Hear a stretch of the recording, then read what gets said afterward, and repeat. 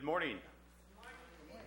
Welcome to the Calaveras County Board of Supervisors meeting for June 12, 2018. If you can, shall we all rise and pledge to the flag? Supervisor Oliveira, will you please lead us? Most assuredly, Mr. Chair. Ladies and gentlemen, I pledge allegiance to the flag of the United States of America and to the republic for which it stands, one nation, under God, indivisible, with liberty and justice for all.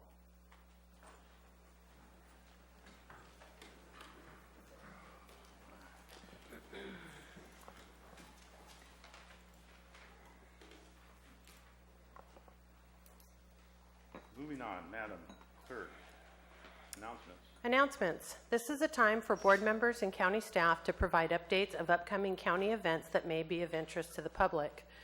As a note, the fiscal year 2018-19 recommended budget hearings are scheduled to continue through Friday, June 15th, 2018, if needed. Are there any board announcements today?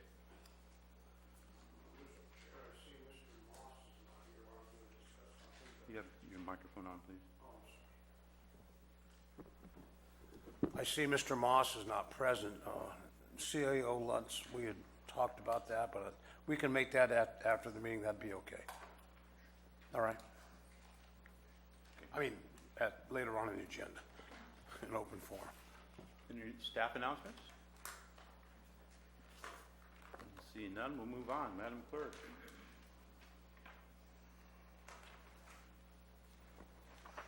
Recognition and acknowledgements. Item 1 is from Health and Human Services Agency to proclaim June 2018 as Elder and Dependent Adult Abuse Awareness Month in Calaveras County. Supervisor Clapp, I believe you have this proclamation. Yes, I do. Let's be civil here, please. Let's be civil. Be quiet. Thank you. So we carry on board business. Supervisor Clapp. Thank you. Proclamation declaring June 2018 as Elder and Dependent Adult Abuse Awareness Month in Calaveras County. Whereas nationwide each year, hundreds of thousands of older, frail, and vulnerable citizens are abused, neglected, and exploited by family members and others. And whereas of the estimated 45,670 population in Calaveras County, 38% are 65 years or older. Whereas of the estimated 45,670 population in Calaveras County, 14% are disabled and younger than 65. And whereas in Calaveras County, Adult Protective Service reported to over 335 reports of suspected elder and dependent adult abuse in the last fiscal year. And whereas elder and dependent adult abuse is an issue that no one should ignore. All citizens, especially our most vulnerable citizens, should be able to live safe, secure lives without fear, neglect, pain, or exploitation.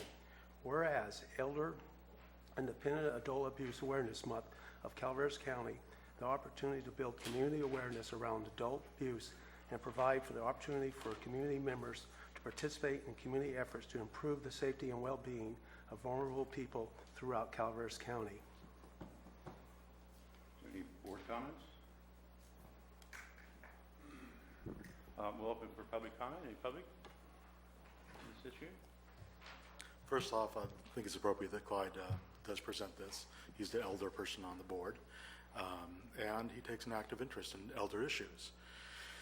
I know that a lot of people might find problems with that, but I'm always reminded, or lately I've been reminded, that I'm getting older. The other day I fell and broke my rib. So today I'm here with a little bit of pain, but just as long as I don't laugh or cough, I'll be okay. My significant other, luckily, is 13 years younger than I am, and I like to repeat that I think it was Groucho Marx that said, "You're only as old as the woman you fill," and she gets a crack out of that. I think that you, as a board, and any legislature and any staff member, has to remember that when you make a decision that the elderly might be affected, and And one of the decisions that was made in the previous years was the urgency ordinance, and we didn't take into consideration how it was going to affect the elderly. We had people coming forward that were negatively impacted, had family members that were negatively impacted, and the majority of those were elderly people. Now, as you know, I believe that there's a place for everybody in our community, including marijuana growers. But it is upon you to make sure that the people that have a smaller voice are not only represented but protected. So anytime you make a decision, look at the elderly, look at the minorities, look at the people that are disenfranchised, and perhaps, no, indeed, look for the reasons or the causes of their disenfranchisement from our community at times, and make sure that you stand up for those people. So thank you very much. I have a minute left, but I'm willing to give this minute up today. Bonnie, hold on. Can you hold on for a second? Kristen, I'm sorry. I apologize. Do you want to come up and say a few words?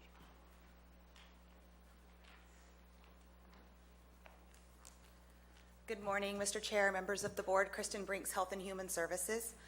In California, elder abuse is significantly underreported, and we know, according to research from our area association, Agency on Aging, that for every case of elder and dependent abuse known, there are 24 that remain unknown. So to help increase awareness, the Health and Human Services Agency has teamed up with the Area Agency on Aging, our local group, and we are working with community partners throughout our entire region to educate our communities on the signs of elder abuse and dependent abuse and how to report it as part of a statewide campaign that we are partaking in known as No Abuse, Report Abuse. Elder and dependent abuse takes many forms. Some are much more obvious than others. The state of California recognizes 6 specific types of abuse. Those are self-neglect, physical abuse, neglect by others, sexual abuse, financial abuse, and mental abuse. There are a number of indicators that may point to abuse, such as lack of adequate food, dirty clothing, changes in finances, etc. In Calaveras County, last year there were 355 reports of suspected elder abuse. And we have a 24-hour hotline that's available on our website for individuals in our community to report suspected elder abuse. In addition, if there is a concern at a residential care home or any sort of assisted living, those reports don't come to Adult Protective Services. Those actually go to the state ombudsman line or our local ombudsman, Mother-Lode Ombudsman. And then, of course, 911 is the recommended number to call for life-threatening emergencies. So we would just like to let the community know and invite the entire community to join us on June 26th for an awareness event in the courtyard here at the administration building during your lunchtime break. We'll have a number of booths from community partners, Health and Human Services resources, Area Agency on Aging resources, etc. And we'll be having speakers throughout the event. Our local district attorney, board chair, myself will be presenting various information, our sheriff, etc. At the corner of our building, our main campus on East St. Charles and Mountain Ranch, you'll find a large Elder and Dependent Abuse Awareness Month banner that we've obtained with the Area Agency on Aging, and you'll see 355 purple flags which are out there to bring awareness to the event and again to draw awareness and to further invite the community. So today, thank you for providing us just a couple of minutes, and we respectfully request the board adopt this proclamation.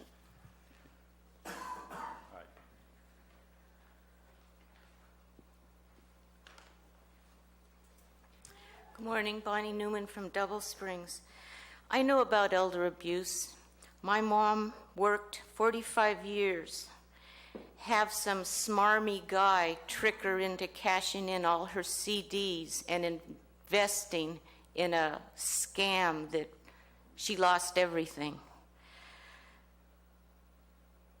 I was accused of elder abuse earlier this year by a member of this board who don't know jack about what they were talking about. I take it very seriously because I've been in the business of caring for elders for over 20 years now. So I think anyone that takes advantage of old people in any way, especially financially, tricking them into making investments that have no end in sight, are especially egregious.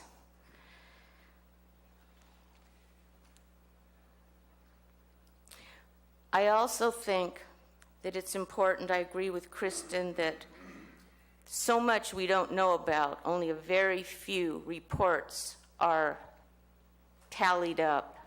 There's so much more going on, and it can be as seemingly trivial as ignoring what your neighbor's needs are, turning your back on somebody that could use a little bit of assistance, but instead they get scammed or shammed or cheated out of what they've worked their entire lives for. Elder abuse doesn't just mean people over the age of 65. It can be anyone over the age of 18 can be considered abused by family members or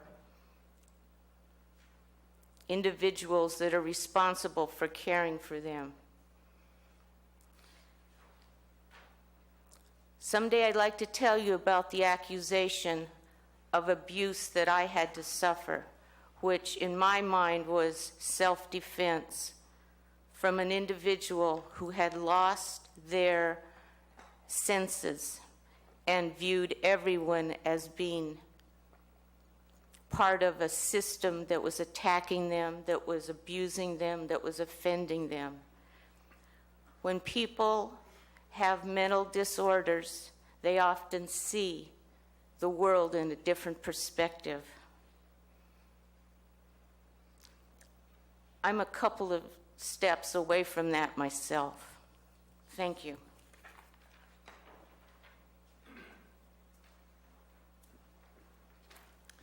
Good morning, Board. Bill Wilson, District 1. Elder abuse. It's odd that we would have a board member that's accused of elder abuse presenting this.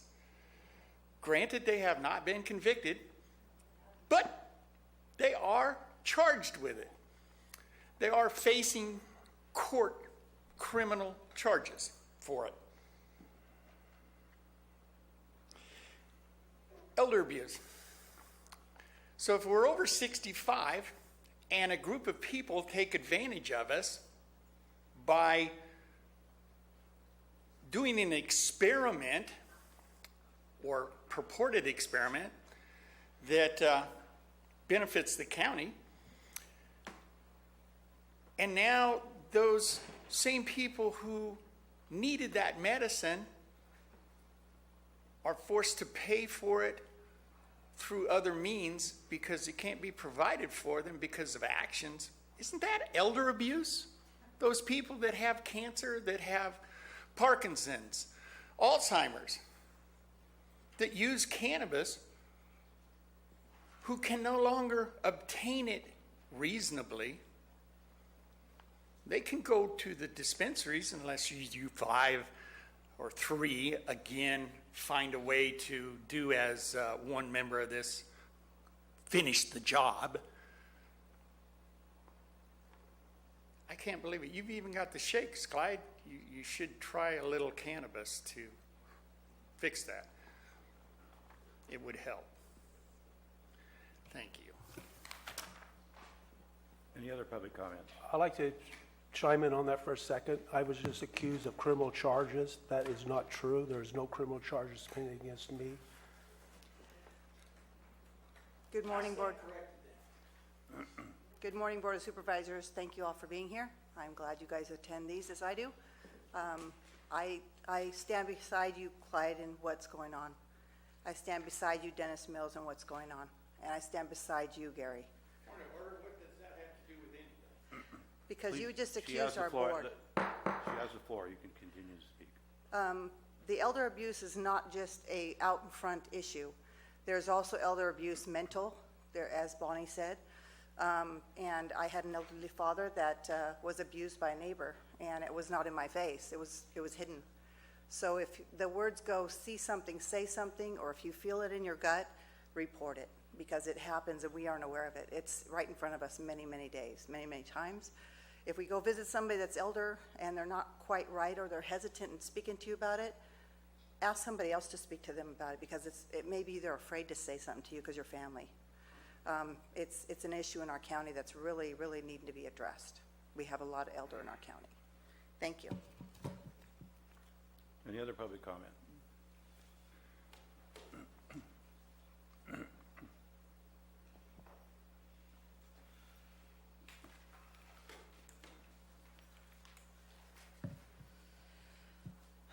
Joan Wilson, District 1. I don't know how much of an elder I am. On the inside, I'm still 20 years old. However, I have a board that is preventing me from having my medicine. 1, for the cancer that I've suffered. 2, for the pain that I'm suffering, because they have taken away what I've been able to do for 20 years, is grow my medicine.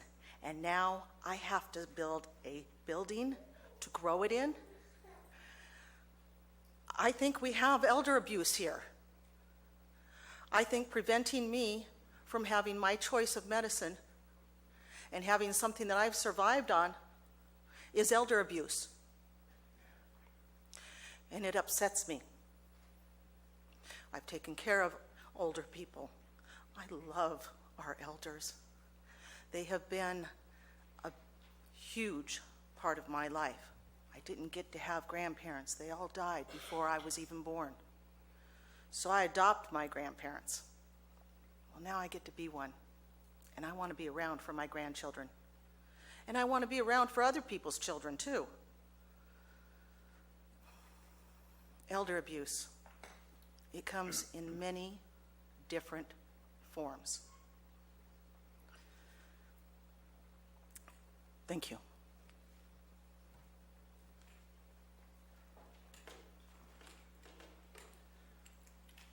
I believe you should adopt this proclamation. It's proper and right that you do so.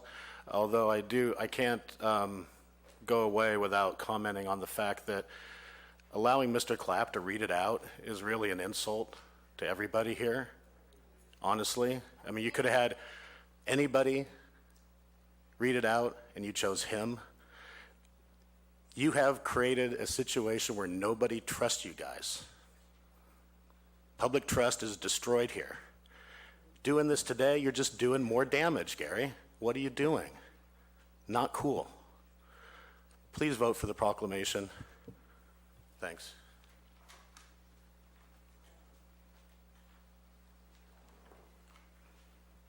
Mike Falvey, District 2.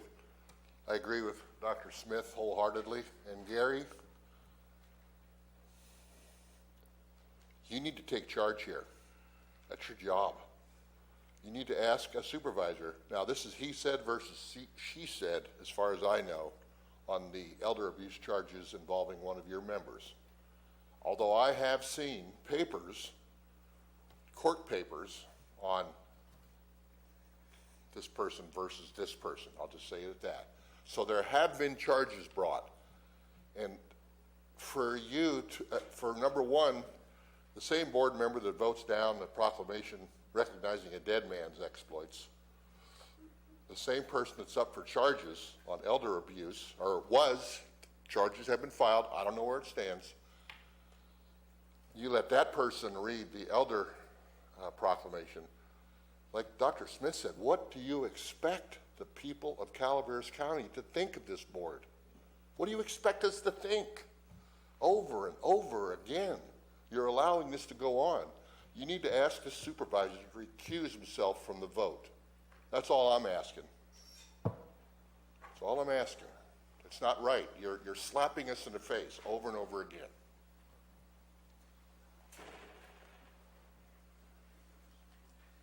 I also want to stand up and say that I would like to see you vote for this proclamation. I think it was done right. I think you chose the right person to read it as a senior member of the board.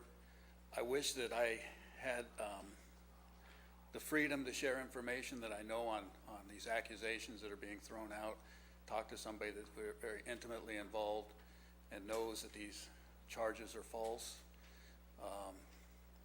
because I have not been given permission by that person to share what was shared with me. But a person is innocent until proven guilty. That's how America is. And it's sad that they're using this forum where we're discussing elder abuse to attack one of our supervisors. I think that's very sad. In a sense, that's a form of elder abuse.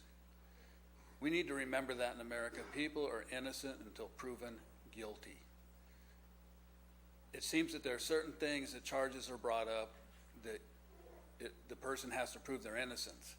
And that's not the way America is. And Gary, I think you've done it right. I think you chose the right person. I'm sorry, all of you have to put up with these attacks.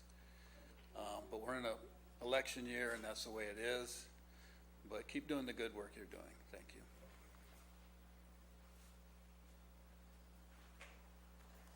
Good morning, gentlemen.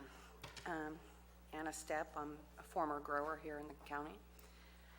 I have fired 5 people in the last week.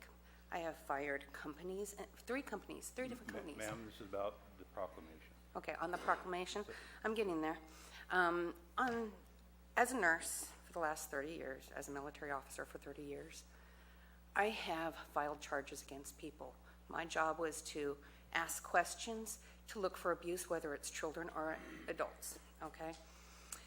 Now, as far as, I think it's actually very appropriate that the most experienced person on the board read the proclamation. So I actually agree that the most experienced person on the board did a good job. Thank you. Any other public comments?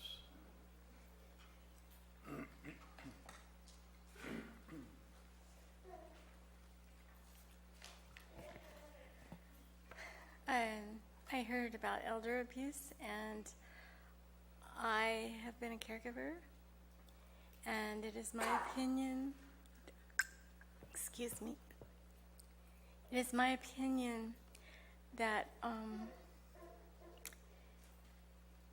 if we're not careful, there will be no one to take care of the older people. It's very difficult to find someone or a situation to help older people, and older people, as I am, are not as easy to get along with as we'd like to think. But anyway, I think there's a real danger for older people, and that is that there will be no one to take care of the older people. And when someone is there, being responsible, trying to help the decision process and whatever they need to do, try to please the person, you know, that's a resource to our country. And I don't think we should throw it away by accusing without proof. Thank you. Any other public comments? Seeing none, I'll bring it back to the board. Board comments, discussion, motion. Chair, I'll move the item. A motion by Supervisor Mills, second by Supervisor Garamendi. Call for a vote. All in favor? Aye. Opposed? Passes 5-0. Now there be it proclaimed by the Calaveras County Board of Supervisors that the month of June 2018 be proclaimed as Elder and Dependent Adult Abuse Awareness Month in Calaveras County. The Board of Supervisors encourage the community of Calaveras County to learn about adult abuse and ways it can be prevented. Kristen, you Kristen, want would to you come like up? to get it? We already voted. We had a motion by Supervisor Mills, second by Garamendi. 5-0 passed.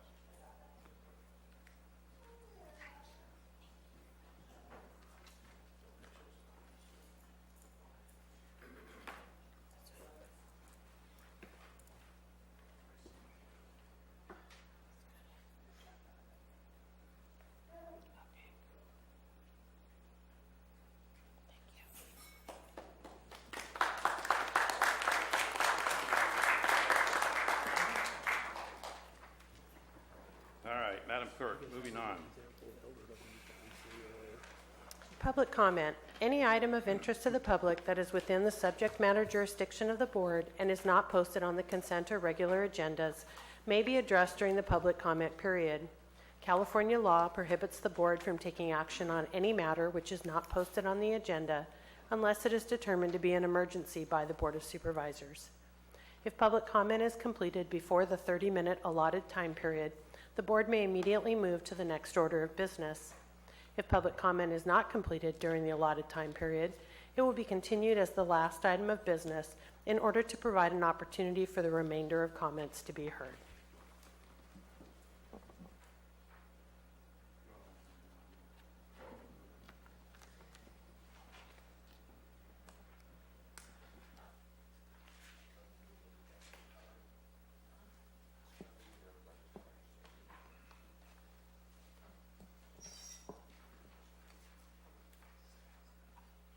Morning, Calaveras County Board of Supervisors.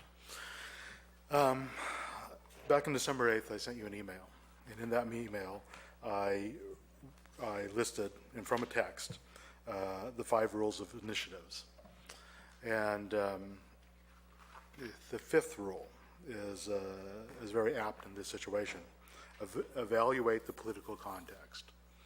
As you know, there was just an election in Calaveras County, and that election proved that marijuana is very divisive still in this county.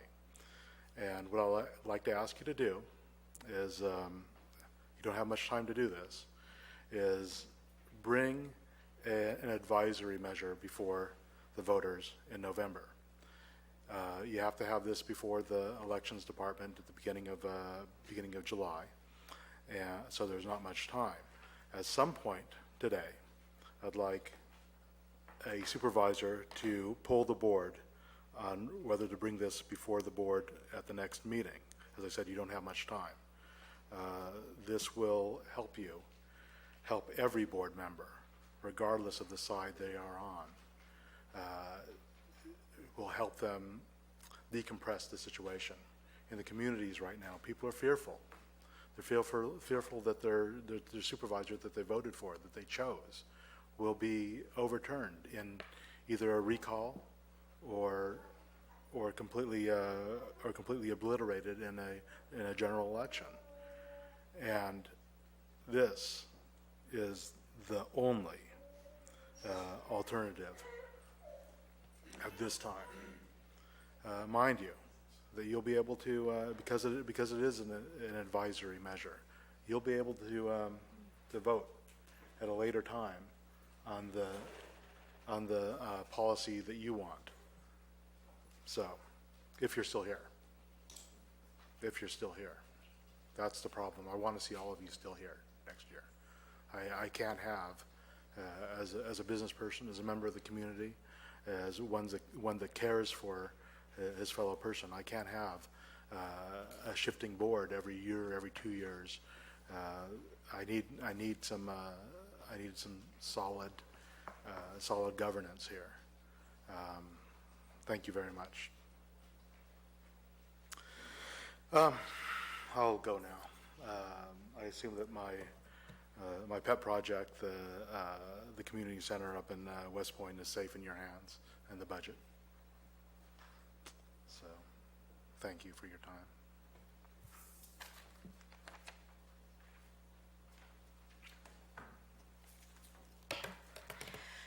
Today, June 12th, is my dad's birthday. He'd be 101 years old today if he hadn't have died at the age of 48 of a heart attack. He was a cigarette smoker. He was overweight.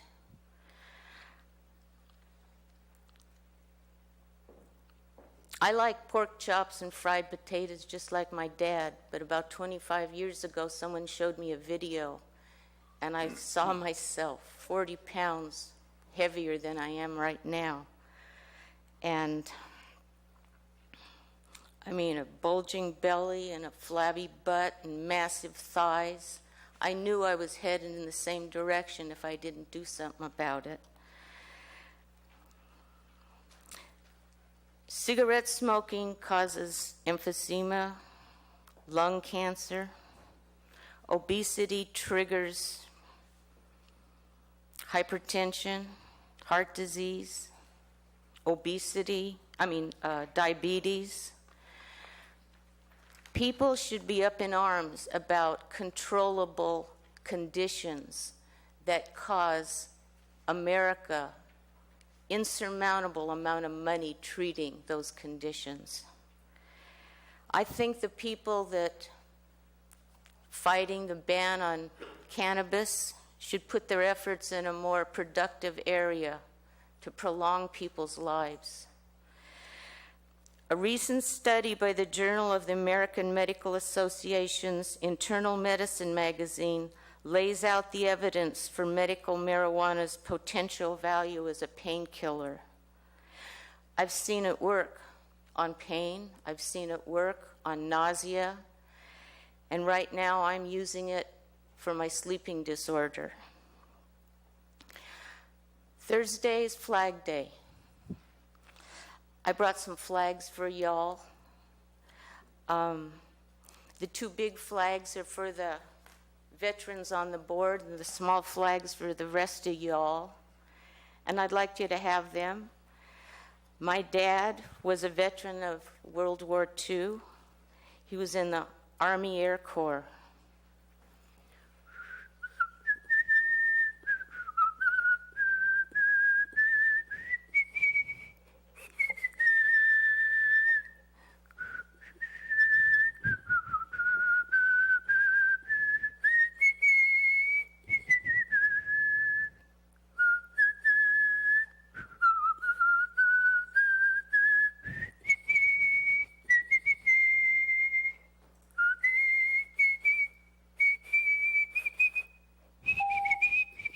Thank you, Lonnie. Thank you.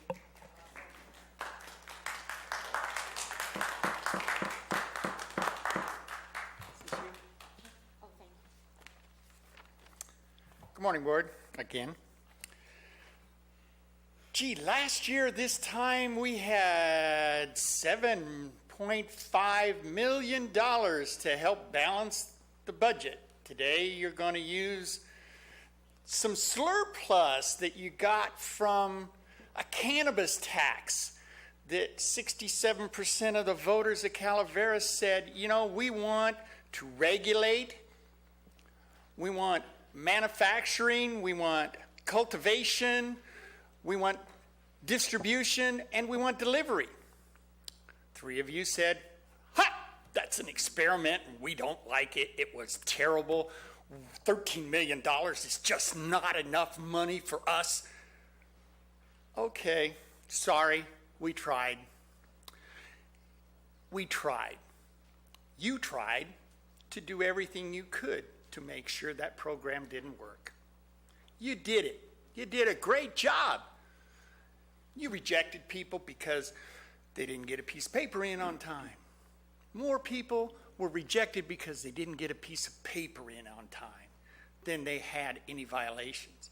You had one person out of 1,055 people that applied and paid $5,000 to grow cannabis legally in this county. One person had an illegal water source. How many people do you think of the 1,000 that we knew about and you know about and are still there today have illegal water sources? 1, 2, 20? You don't know. They aren't inspected, are they? How many people did get inspected out of that 500 that were left when you shut it down? I know planning was still trying to inspect people less than 7 days before your ban went into effect. 7 days they were denied. 7 days before the ban went into effect. That's amazing. And you guys could have another 14, 16, because it's changing, would have changed. Wouldn't have been $2 a square foot anymore, would have been so much a pound. So that 120 pounds that I ended up having to destroy more than half of because of my wife's garden would have been in your pockets, in this county coffer. We'd have paid a tax again this June. You'd have had more money. Not only 9 million, let's see, 9 and 7. That's $16 million you'd have had over and above what you need to balance the budget. Maybe people wouldn't be up in arms and signing recalls. Thank you. You have to get in line. Ray, you have to get in line.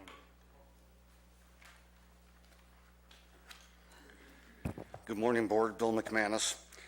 As we can see, the issue of marijuana continues to divide this county.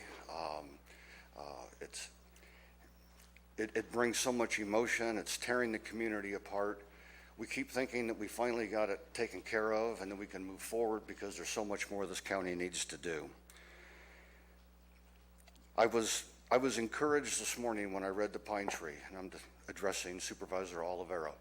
I read your statement on the pine tree about what it's done to our community and your willingness to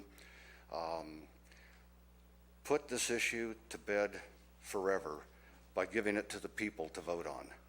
And I applaud that comment and sentiment. I hope that the board will consider that. However, as I've brought the issue up before, I've been told by at least one board member that the ban will never reach the ballot, and that's because staff doesn't want it to. Now, I question the structure of Calaveras government when a supervisor tells me that they have to take direction from staff. The people who run this county are the people. We elect you to be there in our stead and to do the things that we ask you to do. That's why we vote for you. And so we're asking the board to take this up, to get it on the ballot, and let's get this thing over with one way or another. At this point, I think everyone's so tired of it, they just want to see it go away. You know, the ban is here. We would like to see it become permanent, and only this board can do that. And maybe staff needs to be directed to implement the will of the board, and it's in terms that are strong enough so they don't forget. As far as some of the other comments about cannabis being medicine and you're taking away medicine and abusing elders and everything else, I might remind the members of the audience who are not part of the cannabis community, that sometimes don't catch everything, that under Prop 64 you can grow 6 plants per residence. If that's not enough for your medicine, there's a caregiver provision in Prop 64. I don't see any reason why you can't get the product that you want if you think it's going to work. No one is taking it away from you. No one is abusing elders by banning it. There's provisions there for you to get what you need. So anyway, I hope that the board will consider, maybe take a poll, if we want to get this thing on the ballot, get it over with, and move on with the business of Calaveras County. Thank you for your time. Point of order. Point of order. There's no procedural error here. I will not recognize the board. Ma'am, you're up. There's intimidation on the part of the county council. Thank you. She shakes her head slightly at times when people speak on the issue I noticed that of also. cannabis. She's Yes. done it. She's broke out crying when we talked about bringing this to the ballot. Okay. She's Okay, thank you, Carl. Thank you. I Pointed noticed it that out. also. Hi, I'm Eloisa. I am going to become one of your worst nightmares. shaking her head right now, too. I'm going to make sure that you guys are unemployed, you 3 of you, the same way I'm unemployed and the other 12 people that are unemployed plus. 2 of you already are on the fence of losing their job, just like I was on the fence for losing my job for the last 6 months, and I've lost it. You're next. I am working my ass off, my behind off, to get you on the ballot for November, Mr. Tofanelli. You guys made me lose my job. I'm going to make sure the 3 of you lose your job, and I'm going to make sure if you run again that you will not get your job back. Because you disappointed us all. You made a decision for everybody here, and that was wrong. You know, you don't know the stuff I went through to be able to get a job. I had post-traumatic stress, I had it all. And you know what? I'm back, and I am strong today. And I'm gonna make sure the 3 of you do not get employed. You're gonna lose your jobs, you're not gonna get your pensions, all that stuff that you guys want. And Mr. Clapp, I did it for you. You're not in first place. You're in second place. You are not coming back in November. I guarantee that. And Mills, you're not going to make it in November either. There's no procedural error here. Let her speak. You know?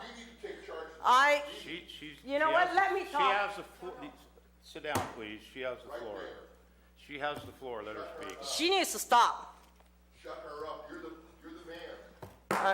But, like I said, I've lost a job. There's 12 families here that I know of so far that are struggling. It's not just the farmers that you guys affected. You affected the employees. You guys don't talk about the employees. You guys don't talk about what we lost. You guys don't care about us. You know what they do? Like her, they laugh at us. They think it's funny that we're unemployed. They think it's funny that we've lost thousands of dollars because you guys made a decision for a small group. The group that stays home, that does nothing but sit there and sit on Facebook and terrorize everybody else and laugh because they got their way. Holy moly. But you know what? It's the three of you at the end of the day that are going to have to answer when you go up to the heavens. When you go and meet your Holy Father and you lied and you did this and you hurt all these other people, you guys are the ones that are going to have to answer to that man upstairs. You know what? I've done right in my life. When I go up and meet him, he's going to embrace me.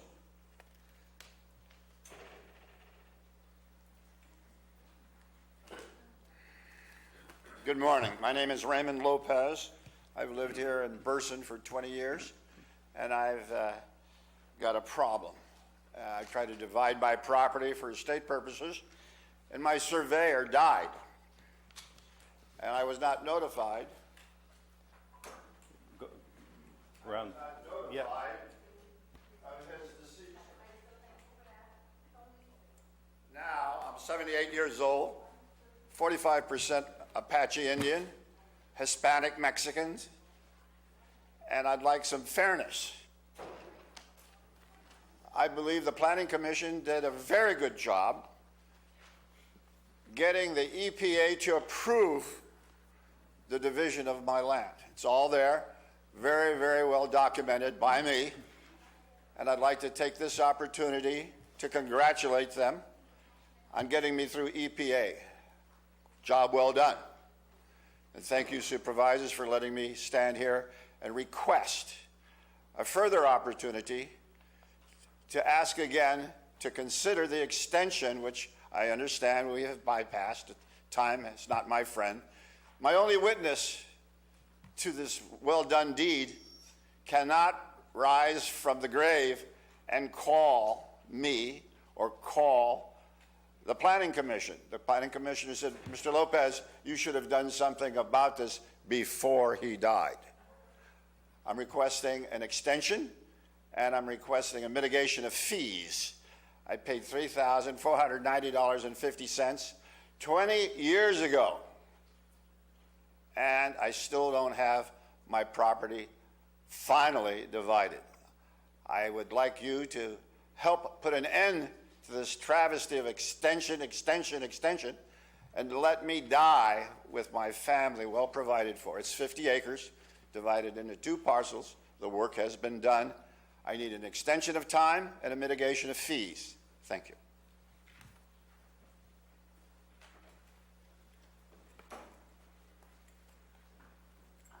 Let's get back to some basics.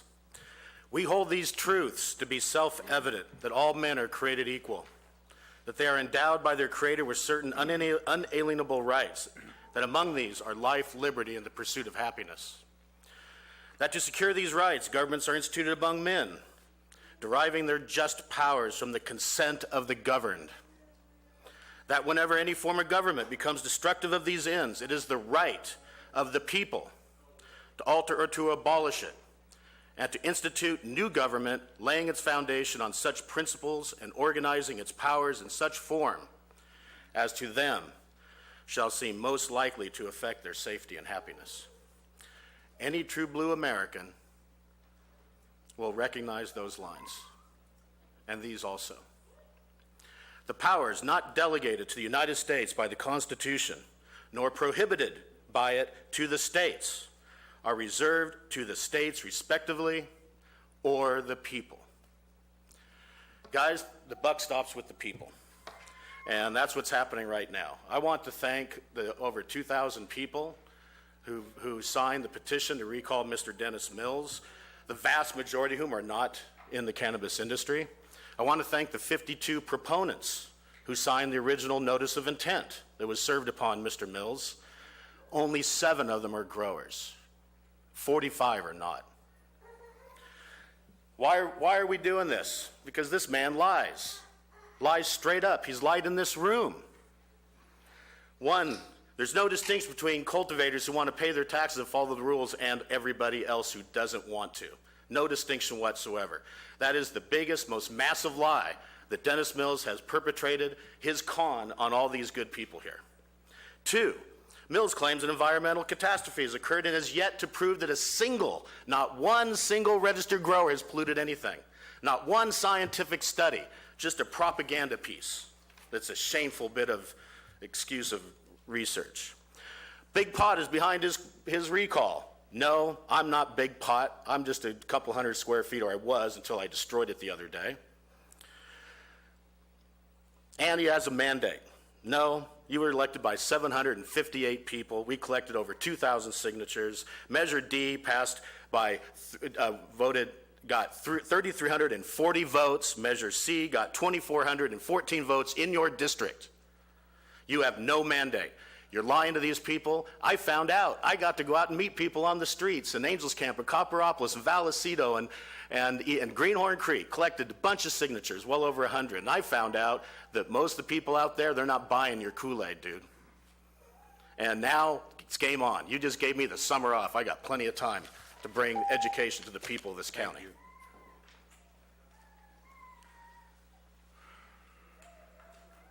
This will be our last speaker. We've reached 30 minutes.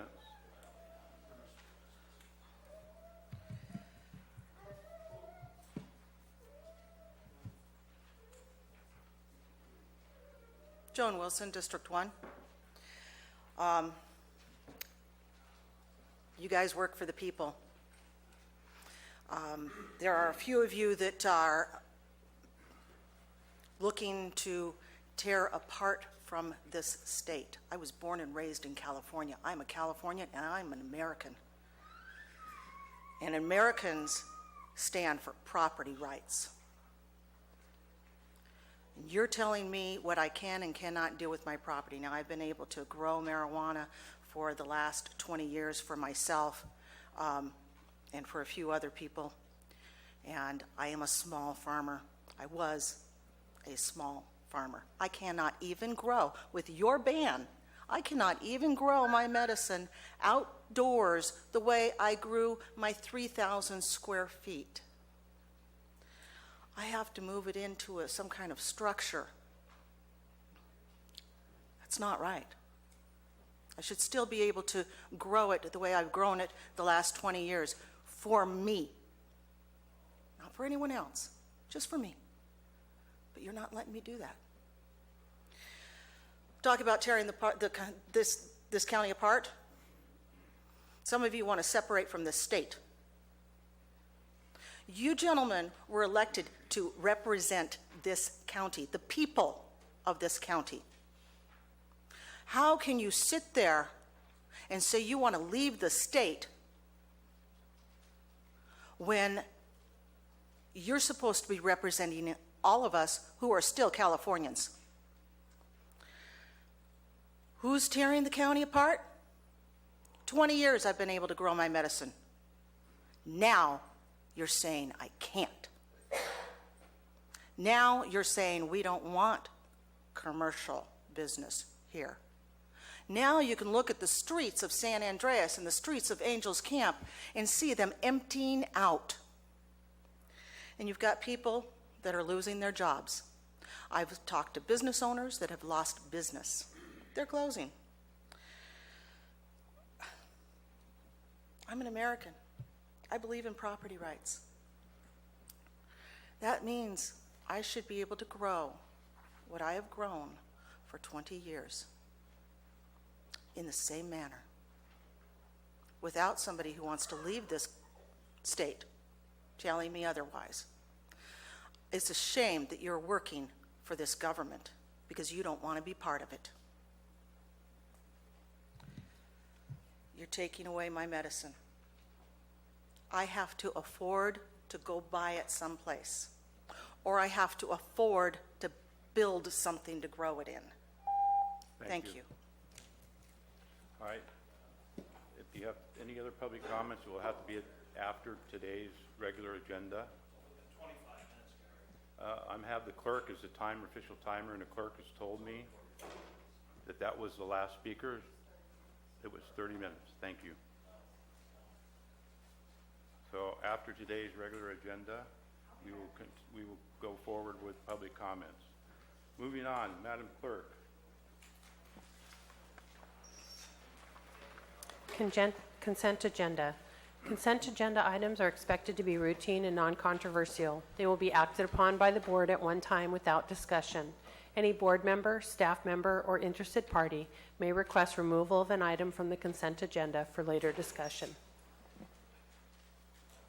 Does any board member wish to remove any item from the consent agenda? Supervisor Mills. Yes, sure. My computer's down and all of my notes are on my computer, so I don't even know which ones they are that I wanted to pull. You have an agenda in front of you? Yeah, but the notes that I made on those items are on the computer. I gave your iPad to IT, and they're trying to fix your problem right now. Okay. Thank you. I will have to withhold. Any other board member?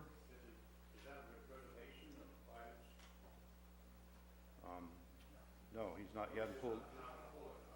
No. Any staff member wish to pull an item?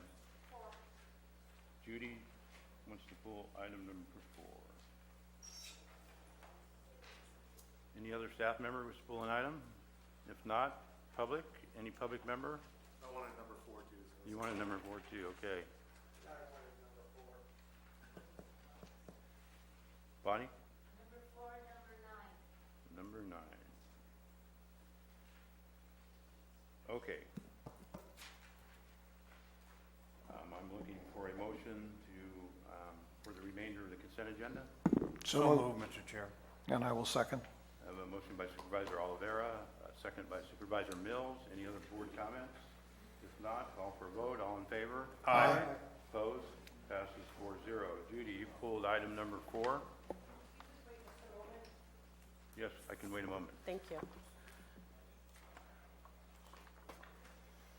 Item 4 is from Human Resources to approve a resolution appointing Matthew C. Boyer as Interim Director of Public Works and Transportation effective June 4th, 2018. Judy Hawkins, Human Resources and Risk Director. I've asked to pull this item because I wanted the opportunity to introduce Matt, who's our Interim Public Works Director, to you, well, to everyone. And of course, this item is memorializing the appointment that was made on May 31st. Matt brings to the county a long history of working in transportation, planning. He was a director of funding and resources and project manager with Doken Engineering. With Doken, he's worked in our county. He's worked with COG, so he's very familiar with our county, and I wanted to give Matt the opportunity to give you his history. Matt?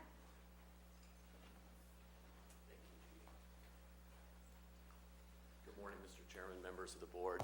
It's nice to see you again. Matt Boyer, I know you're familiar with my background, but for everybody here, I'll just give you a brief overview. I've spent 29 years in the transportation industry, a little bit of a unique career path. I have started my career in long-range planning, funding, transferred, and got significant experience in El Dorado County delivering capital projects for both roadways and facilities, ran a transit operation, and have been in private consulting for the last 12 years or so.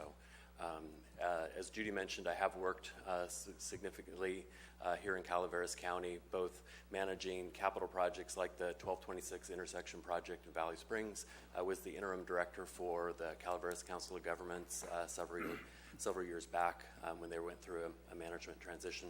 Be happy to answer any questions that you might have. Board questions? Mr. Boyer, thank you for stepping in at such a critical time. I'm looking forward to what you might be able to do to help us to move these projects forward and get some things accomplished. Happy to do that. You have a good staff that I'm sure will step with you. We've enjoyed getting to know them this last week. Thank you. Yeah, appreciate you taking the time to be here with us. Absolutely.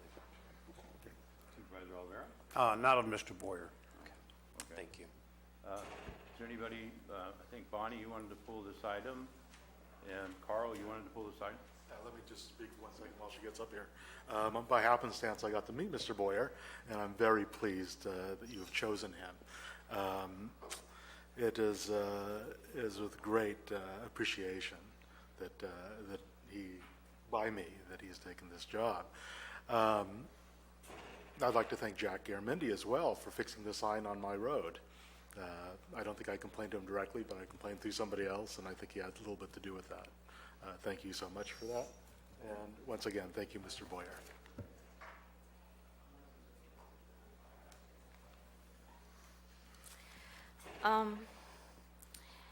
I understand that Jeff Krovitz resigned, and as it's not a personnel issue, it was never mentioned as a personnel issue, I would like to know the reasoning behind that. I found Mr. Krovitz to be extremely personable and very helpful, and it seems every time somebody gets canned around here, it's to hide other people's incompetence. So that's just my question. What happened to Jeff? And how many other people are we going to see holding the bag at the end when maybe you folks aren't managing correctly or supervising correctly or intervening when it's necessary?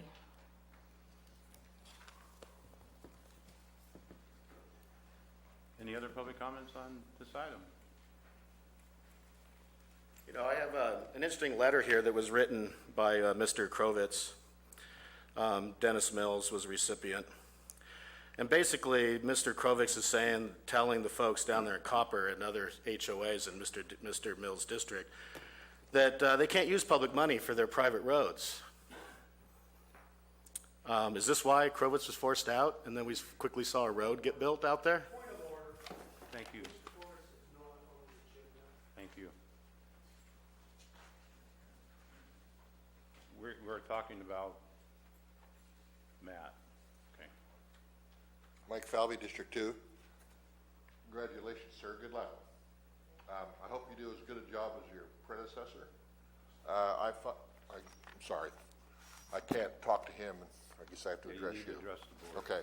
Okay. Mr. Boyer, I hope he does as good a job as his predecessor. His predecessor came on board in a very tough time, obviously. Don't have to tell you why, but from my personal point of view, one single citizen in the geographic center of the Butte Fire, our roads just got destroyed. They're now maybe 2% better. You know, they filled some potholes, this and that's happened.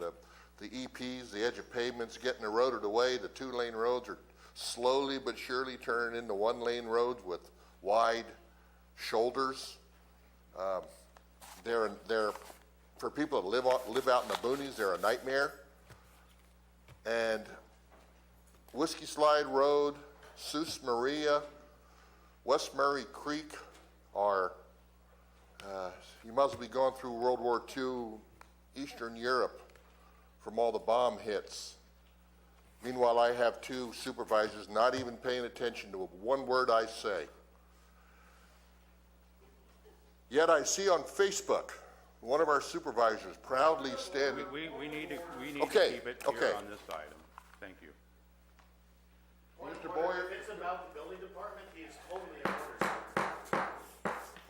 Mr. Boyer, I hope you have more cooperation with the board than your predecessor did, who, in my opinion, did a great job, and I hope Mr. Boyer isn't put under the same pressure that Mr. Krovitz is, that led him to resign before he was fired. Good luck, sir.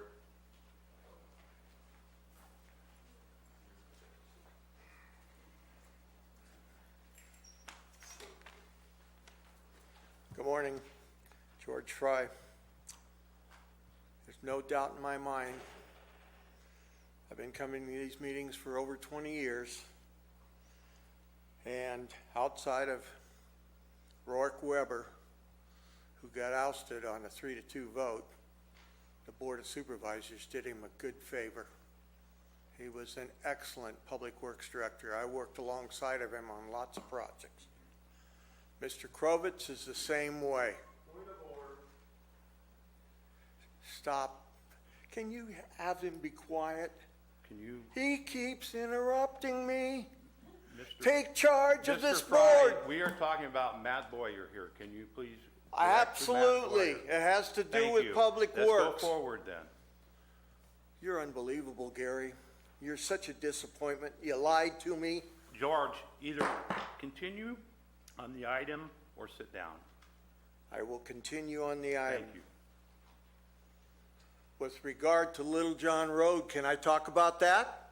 You can talk about Mr. Boyer's appointment. That's what we're discussing here. Well, okay. I'll get to that right now, Gary, just for your edification. Last Thursday, you board members held a special board meeting.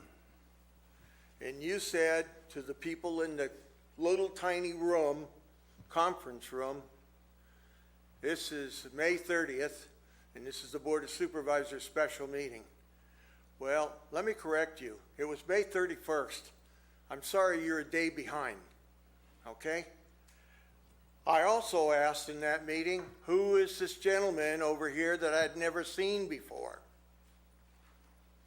Not one of you showed any transparency at all. Not one of you.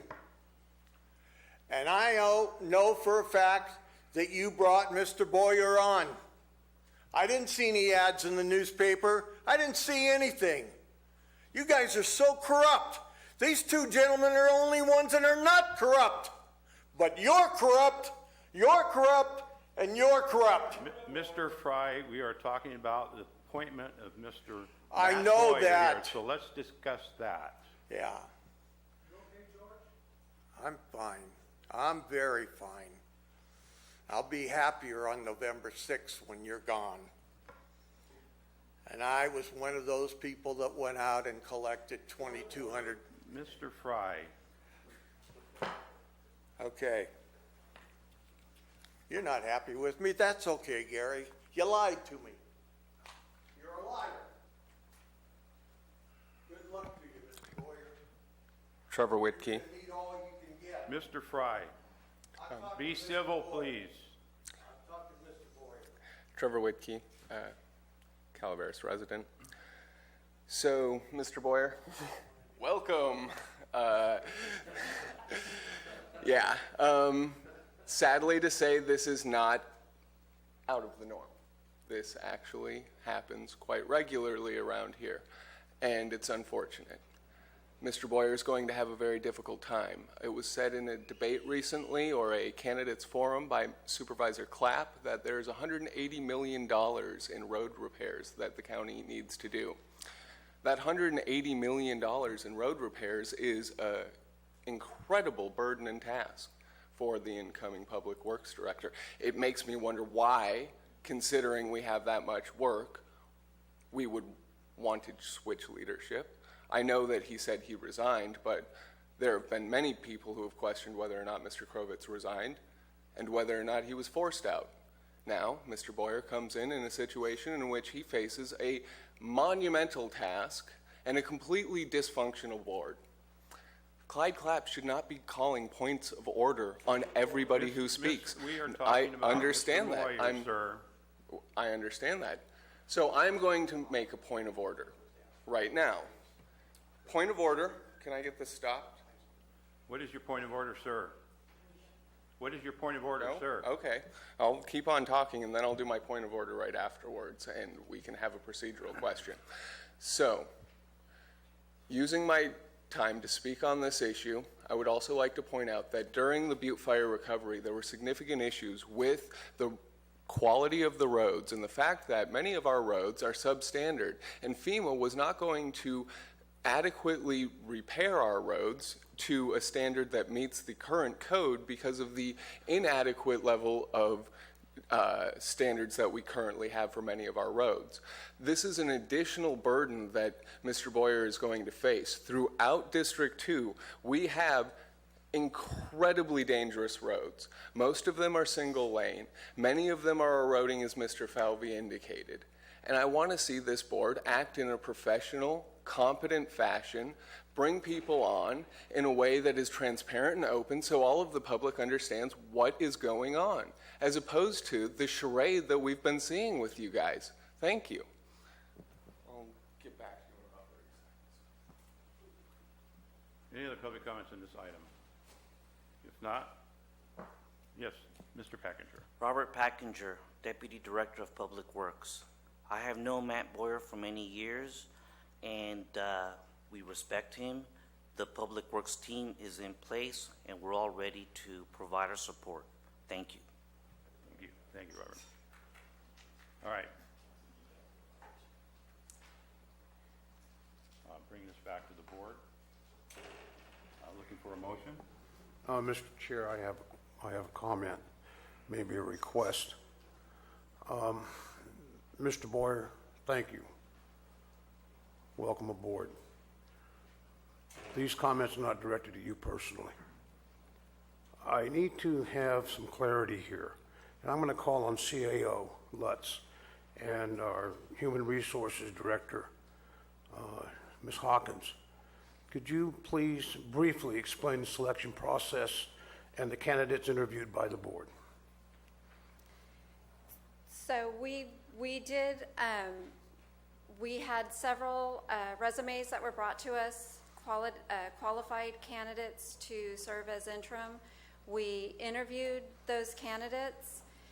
We had a panel interview, and then we brought before you the most qualified person that could meet the needs of the county, that had familiarity with the county, and that could also work the time frame that would be needed for the recruitment. If I could add a little bit to that. So I was the one who worked to compile the list of names. I worked with the Public Works consultant who we had previously brought on board, who also served as the interim CAO prior to my being here, Manuel Lopez. Him having been a prior Public Works director had a lot of contacts on retired Public Works directors or ones that he'd worked with over time. Given that this is an interim appointment as opposed to a permanent appointment, we, if at all possible, for the sake of speed, we didn't do a recruitment process per se, as much as identified who is retired, not likely to be going for the actual permanent position, and therefore someone who can come in, leverage their experience to hit the ground running, so to speak, as much as possible. With that, we did have 4 candidates that I had resumes for. We called. We did a panel interview with myself, Ms. Hawkins, and also Mr. Lopez to identify who we felt was the best candidate to bring forward for the board. And to Ms. Hawkins' point, things that we considered: knowledge of the county, prior experience with the county, flexibility on their schedule, ability to take on a 3 to 4 month appointment. Those were some of the key considerations that we made when making the recommendation to the board. Okay. Thank you, Mr. Lutz. Thank you, Ms. Hawkins. Also, it's a common practice not to do an open recruitment for an interim. We do try to find somebody that is typically retired, has consultants, things like that for interim. Okay. Thank you, sir. Any other comments? Just a quick comment and motion, Mr. Chair. Matt, welcome aboard. There's a lot of good things. I think you've got a good team over in Public Works. We got a lot done. To the District 2 residents concerned about the roads, stick around for the OES presentation. And I know that working with Ms. Patterson and yourself, we're going to get a lot of good things done over the next several months. And so I'm looking forward to working with you both closely. And with that, I'd like to make a motion. I have a motion by Supervisor Garamendi. Do I have a second? I'll second it. I have a second by Supervisor Clapp. Any other comments? I would have a couple comments. Matt, welcome. Thank you. And I think you have a good group of people to work with in Public Works. And I look forward to meeting with you and going over some of the projects in District 1 and the county itself. So, thank you. We'll call for a vote. All in favor? Aye. Opposed? Passes 5-0. Moving on. Madam Clerk, item number 9. Item 9 is from the Administrative Office to approve and authorize the Auditor Controller to post budget transfers. 1, increasing appropriations in the amount of $12,004 for current and prior year property tax apportionment disbursements due to county fire. 2, increasing appropriations in the amount of $264,454 in capital improvement projects for the Sheriff's Office jail facility, security camera upgrade. And 3, increasing appropriations in the amount of $43,830 in the Library Special Revenue Fund to appropriately reflect donations from Friends of the Library. Requires a 4/5 affirmative vote of the Board of Supervisors. Bonnie, you. I added these up, and they amount to over $300,000. I would like to know where the increase is coming in number 1, number 2, and number 3. Are we talking money out of general fund, or is this reimbursable money from grants or allocations from somewhere else? You want to address this? You want Bonnie? I can address it. That's fine. That one's a easy enough question. So, and this is also in the body of the agenda item. In the case of the $12,004, which is the property tax apportionment to the county fire districts, that's reflecting that we received revenue above and beyond that amount, but we can't allocate funds without the board approving the appropriation. So the revenue was already there. We just needed to increase the appropriation to disperse the remaining portion of that revenue. This revenue comes from secured property taxes that are specifically set aside for county fire and protection. So it's not new revenue, it's existing revenue. It was a clerical error when the budget was built that didn't have the full amount of the expected apportionment.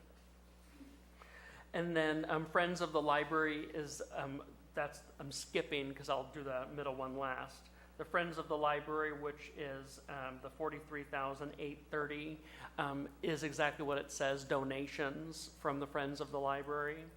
So they're raising money. They have a fund that then they generously fund a lot of projects and some part-time limited-term staff within the library. So this is reflecting those additional monies for this year. The jail video camera equipment is already in the budget. It's already been allocated for the general fund. And this reflects more a change in methodology for how my office is administering capital projects. So this is a project that was approved at mid-year budget. The issue was timing, being able to get this done in one fiscal year. Rather than reappropriate monies, a cleaner way to do it is to instead take that money that already has been set aside and allocated for that and put it in a capital improvement project budget, which then carries over to the next year so that we can continue work on that project without having to stop, wait for the reappropriation, and then move forward. So it's more of a mechanical piece of moving already appropriated money from one pot to another pot, but it's no new monies. It's already been approved. from last year's budget carry over to this year's budget? Well, technically, because we're still in this year's budget, for this year's budget into next year's budget. Thank you. Okay. Anything else? If not, I'll bring it back to the board. Mr. Chair, I have a question. Okay. I see we have the sheriff and Captain Ballard here. Captain Ballard, you're probably going to be the most qualified to answer this question. Well, I'm not good enough? No, you're the most qualified. I've made that assumption, and I think that's true. Yes, sir. $264,000 for an upgrade for a camera system. Could you tell us why it's required and what we're going to do for $250,000? Not facetiously, but No, I certainly can. So obviously, yeah, I think you were here when we finished the project, and there were some places that needed some blind spots, and we put it in that had blind spots. I remember And that. so I we put recall in that. about $40,000 worth of cameras. I recall that. And then since that time, PREA, the Prison Rape Elimination Act, came in, which forces all the jails that any place that an inmate can be alone or with with another person requires that it be videotaped. So, initially when we did the jail, there's a ton of places where it was the primary focus was on the safety of the inmates within the pods and those types of things, not so much related to working areas where they worked at. So we have to cover those, and then or those areas.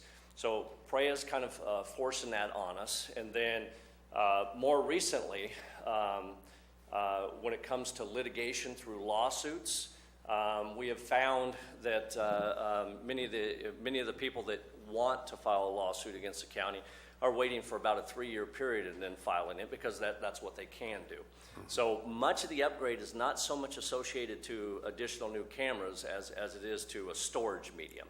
The original thing, or the original mediums that was put in there was for a 1 year, and it was, first in, first out. And so some of the stuff which I've been trying to respond to associated to litigation has all dropped off. And for our benefit and for the safety of the inmates, to be able to capture 3 years worth of data for responses to claims will benefit the county immensely. It's one of those, $265,000 is probably worth, a lot less than $5 million. That's all I needed, Captain. Thank you very much. Okay. Any other questions, comments? Just a little bit of history here. And I would like to also at this time thank Central Fire for stepping up and helping us with the Sheep Ranch area. Originally, County Fire comprised 3 stations. It was Vallecito, Burson, and Sheep Ranch. And the other 2 were absorbed into existing districts, with Sheep Ranch kind of left hanging. So it is a very unique contract, a very unique situation within the county for that area, and it is a very large area. So again, kudos to Central Fire for being willing to help respond into that area and to pick up that additional burden. With that, I'll entertain a motion. So moved. Motion by Supervisor Mills. Do I get a second? Second. Second by Supervisor Oliveira. Call for a vote. All in favor? Aye. Opposed? Passes 5-0. At this time, we will take a 15-minute break.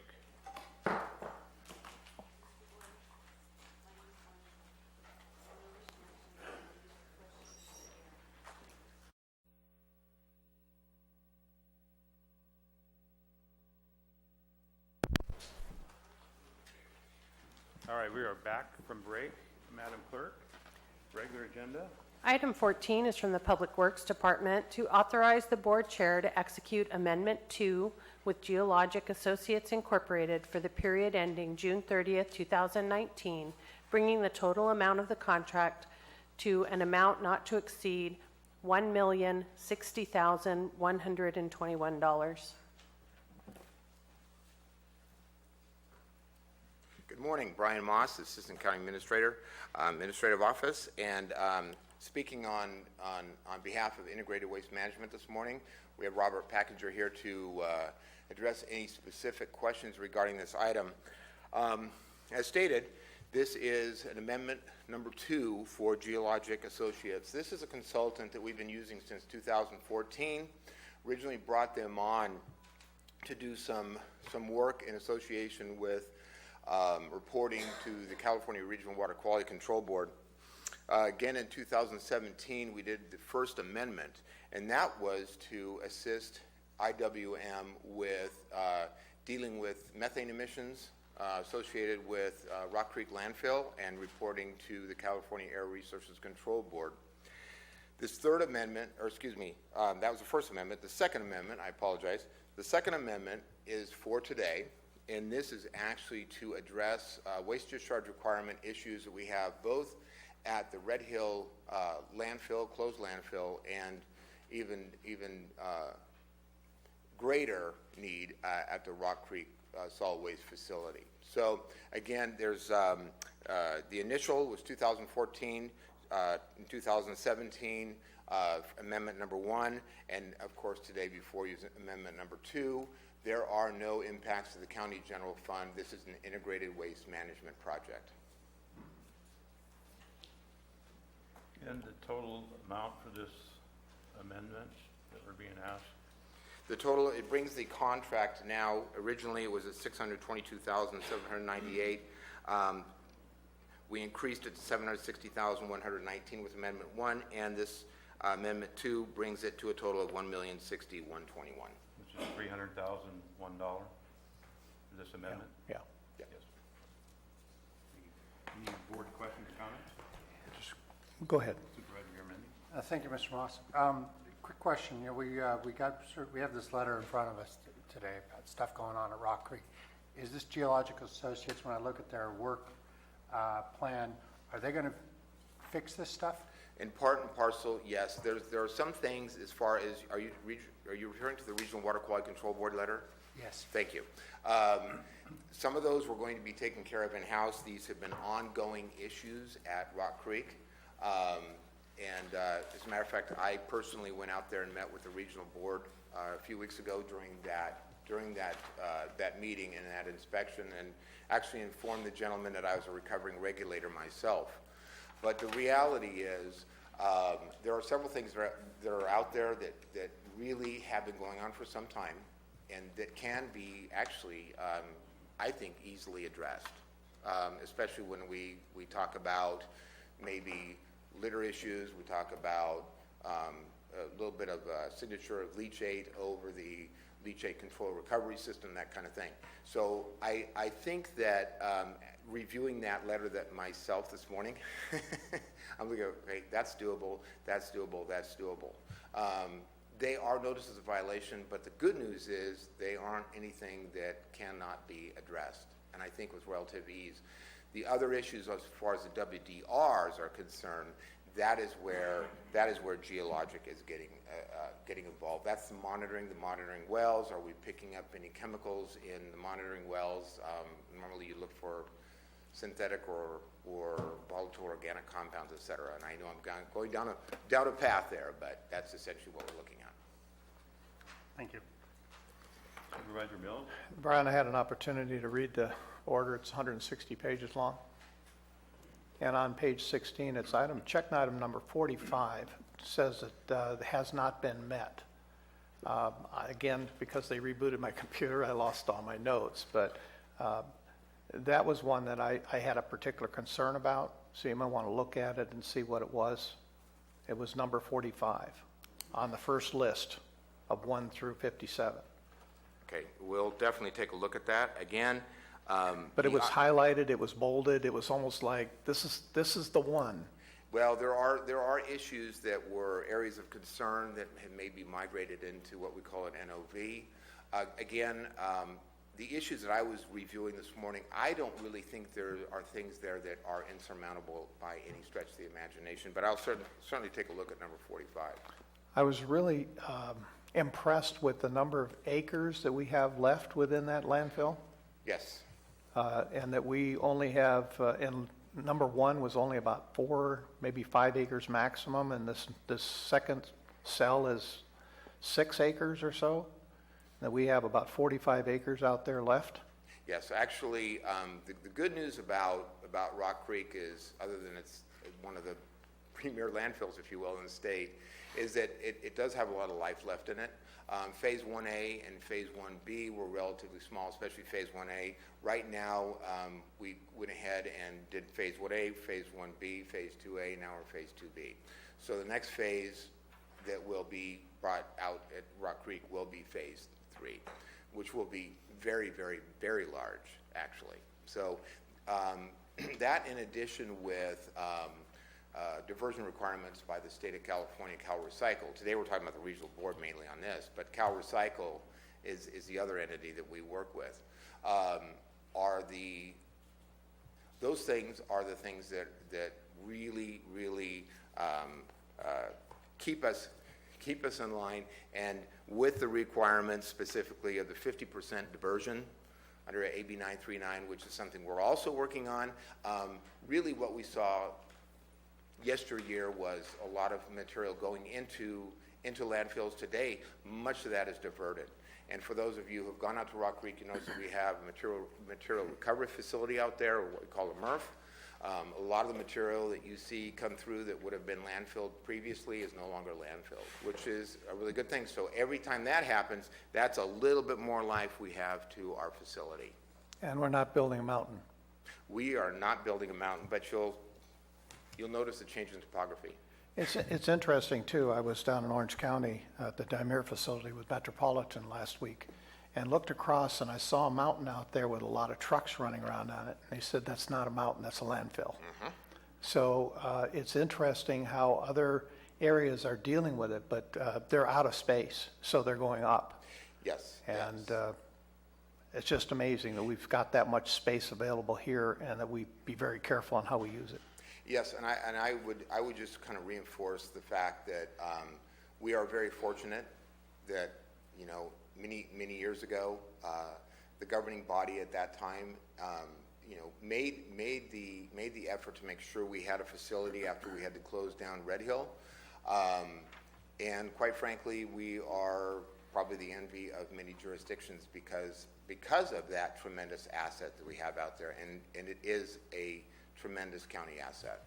So where's the Tuolumne County landfill again? Well, the last time I heard that it was running over to Nevada. I'm not sure where it's going today, but their landfill actually was over in Jamestown, and they decided to put homes next to it, and that didn't work really well. Yeah. Thank you. Any other board comments or questions? Not, we'll open up to public.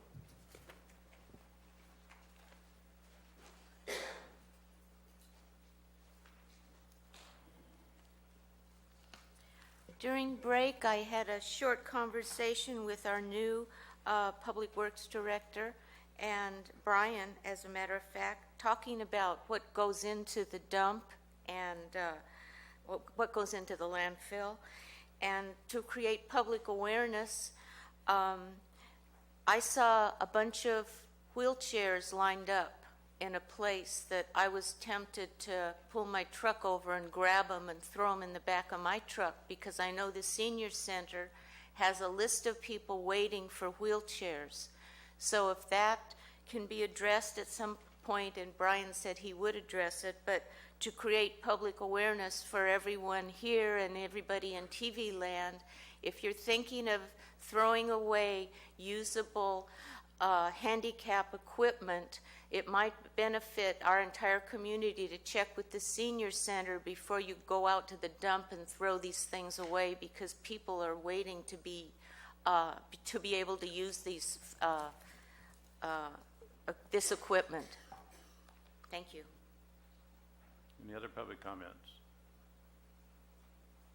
Seeing none, bring it back to the board. I'll just quickly address Bonnie's issue, and that is she did bring up the fact that there are wheelchairs out at the solid waste facility. I said I'd look into that, but the reality is normally there is no salvaging, that kind of thing, associated with anything that's brought into the facility. So I would encourage, just as Bonnie said, if somebody's going to do that, rather than take it to Rock Creek, repurpose somewhere else, that'd be great, because once it comes to Rock Creek, there's only certain things that we can do, and I do know that as far as what can be recycled versus what can be landfilled versus what is put on the pad, it ties our hands a little bit at that point. Any other board comments, questions? If not, I'm open for a motion. So moved. A motion by Supervisor Mills, Second? second by Supervisor Garamendi. All for a vote, all in favor? Aye. Opposed? Passes 5-0. Thank you. Item 15 is from Public Works to adopt a resolution in support of submitting an application for grant funds under the Environmental Enhancement and Mitigation EEM program for the Wagon Trail Realignment Project. Mr. Chair, members of the board, Matt Boyer, Interim Director of Public Works. So obviously the Wagon Trail project is a longstanding priority in the community. I'd like Mr. Matt Satow, who's the county's longstanding project manager, present this item to you, and we'd be happy to answer any questions. Matt?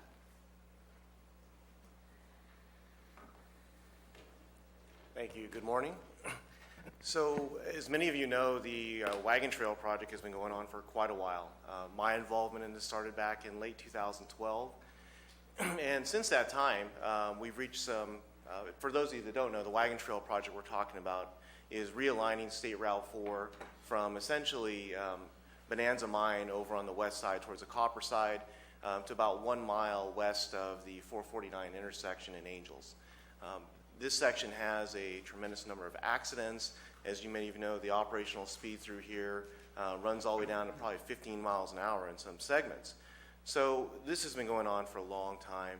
We reached an important milestone in late 2016, early 2017, when we completed the environmental documentation for the project and received our project approval from Caltrans.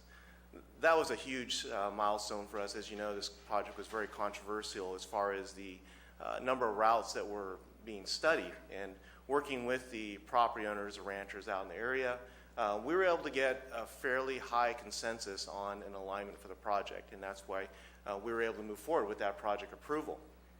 So, as many of you know, that project is a very expensive project. We're talking about probably close to $80 million to do that project, which we don't have, obviously. So when we were planning for this, we knew that we would have to be able to implement this project in segments as the funding became available, and segments that were small enough that we could bite off with the small amount of money that Calaveras receives from the State Transportation Improvement Program. So the project was always built with that, and so we're trying to figure out again, how do we get the best value for the limited amount of public dollars that we have? And that really became focused around the Pool Station Road intersection on both sides. That's where a majority of the accidents are occurring. And so we call that the western segment. Essentially, it starts at Bonanza Mine and it goes all the way to Appaloosa. And so that's the first segment that we're focused on. And again, the strategy has always been get these projects shovel ready. Because when we go for additional grant funding, it's very competitive. And whether we're competing within the state for funding or whether we're competing at a federal level, we're competing against a lot of projects that are a lot further along than us. So getting these segments shovel ready puts us in this region in the best position to obtain the grant funding. So I'm very happy to announce, I know the Public Works Department is currently working on getting a consultant on board to design that western segment. As part of that, and as part of our environmental mitigation for this, the U.S. Fish and Wildlife Service is going to require us to do some mitigation for the red-legged frog for potential habitat in the area. We worked very closely with them on that first phase, so it's been identified that they identified a property that they felt was suitable habitat. We've worked with that owner. The anticipated cost of that is about $1.2 million to do this mitigation, and that's going to be required regardless of whether we get this grant or not, and we have allocated that out of our state transportation improvement funds. However, there are grant programs like this that we'd like to take advantage of to help offset some of that cost. And so this program is set out of the Streets and Highways Code. It's $7 million that's annually apportioned out of there. It's split between the North State and South State, so we're part of the North. And we can ask for essentially the portion that we have funding to build, we can ask for that part of the mitigation to either acquire or actually do the mitigation out there on the site. In this case, we have 20 acres that we're eligible for, and the grant that we can go after is for that 20 acres to acquire the rangeland easement on this property. So I don't want to confuse you with this. Essentially what I'm telling you is that $200,000 that we're going for, we tried to maximize the most that we could possibly go for under this grant. That is going to be, and we've worked with the department, we've had some conversations with the California Natural Resources Department to try to hone in on that as well, and they felt that this was our best opportunity as well. They felt this was a strong project, and so as part of the grant procedure, part of the grant application, the governing agency, which is your board, has to pass a resolution that we're going to move forward with this and acquire this easement if we're granted this money. In this case, I wanted to let you know that regardless of whether we receive the grant or not, we have to do this mitigation. This money has already been allocated out of our state transportation improvement funds. So this grant, if we receive it, would help offset that. That would be wonderful because we could use more of that money towards the construction side. But regardless of whether we get the grant or not, we have to do this. I'm more than happy to answer any questions. Supervisor Mills? Well, since it's in my district, and it's been a long-standing project, as you know, we're going to be starting easement acquisition here this year? Not this year. Next So year? we're getting started with the design phase. We are going to move as quickly as we can to getting to the point of doing the appraisals and acquisitions. Quite honestly, I don't think I'd love it to be this year, but I don't think that's where we're going to be. I think it'll probably be early next year that we're going to start that. Okay, and that is, I know that there's been numerous hiccups and delays in how this project has unfolded, but it's always maintained itself as one of the top 2 projects within the region for Caltrans. So appreciate the effort that you're doing here to get this piece done. It is a critical piece, and if we can offset with some grant money, that's a big step. Each year that this is delayed and its progress, just more money is going to be required to get it done at the final end. So hopefully we will start moving the track along a little bit quicker than we have in the past 10 years and trying to get it done. So thank you for your effort. Supervisor Garamendi, your light's on. Any board comments? Not, we'll open to the public. Public comments, questions. Seeing none, we'll bring it back to the board. Looking for a motion? I'll move the item. I have a motion by Supervisor Clapp. I'll second it. I have a second by Supervisor Mills. I'll call for a question, call for a vote. All in favor? Aye. Opposed? Passes 5-0. Madam Clerk, item 16. Item 16 is from the Department of Emergency Services to receive an update on disaster recovery activity throughout Calaveras County for Butte Fire 2015, tree mortality 2015, and winter storms 2017. Good morning, Board. Michelle Patterson, Director of the Office of Emergency Services. I have some handouts here I'm going to leave for the public.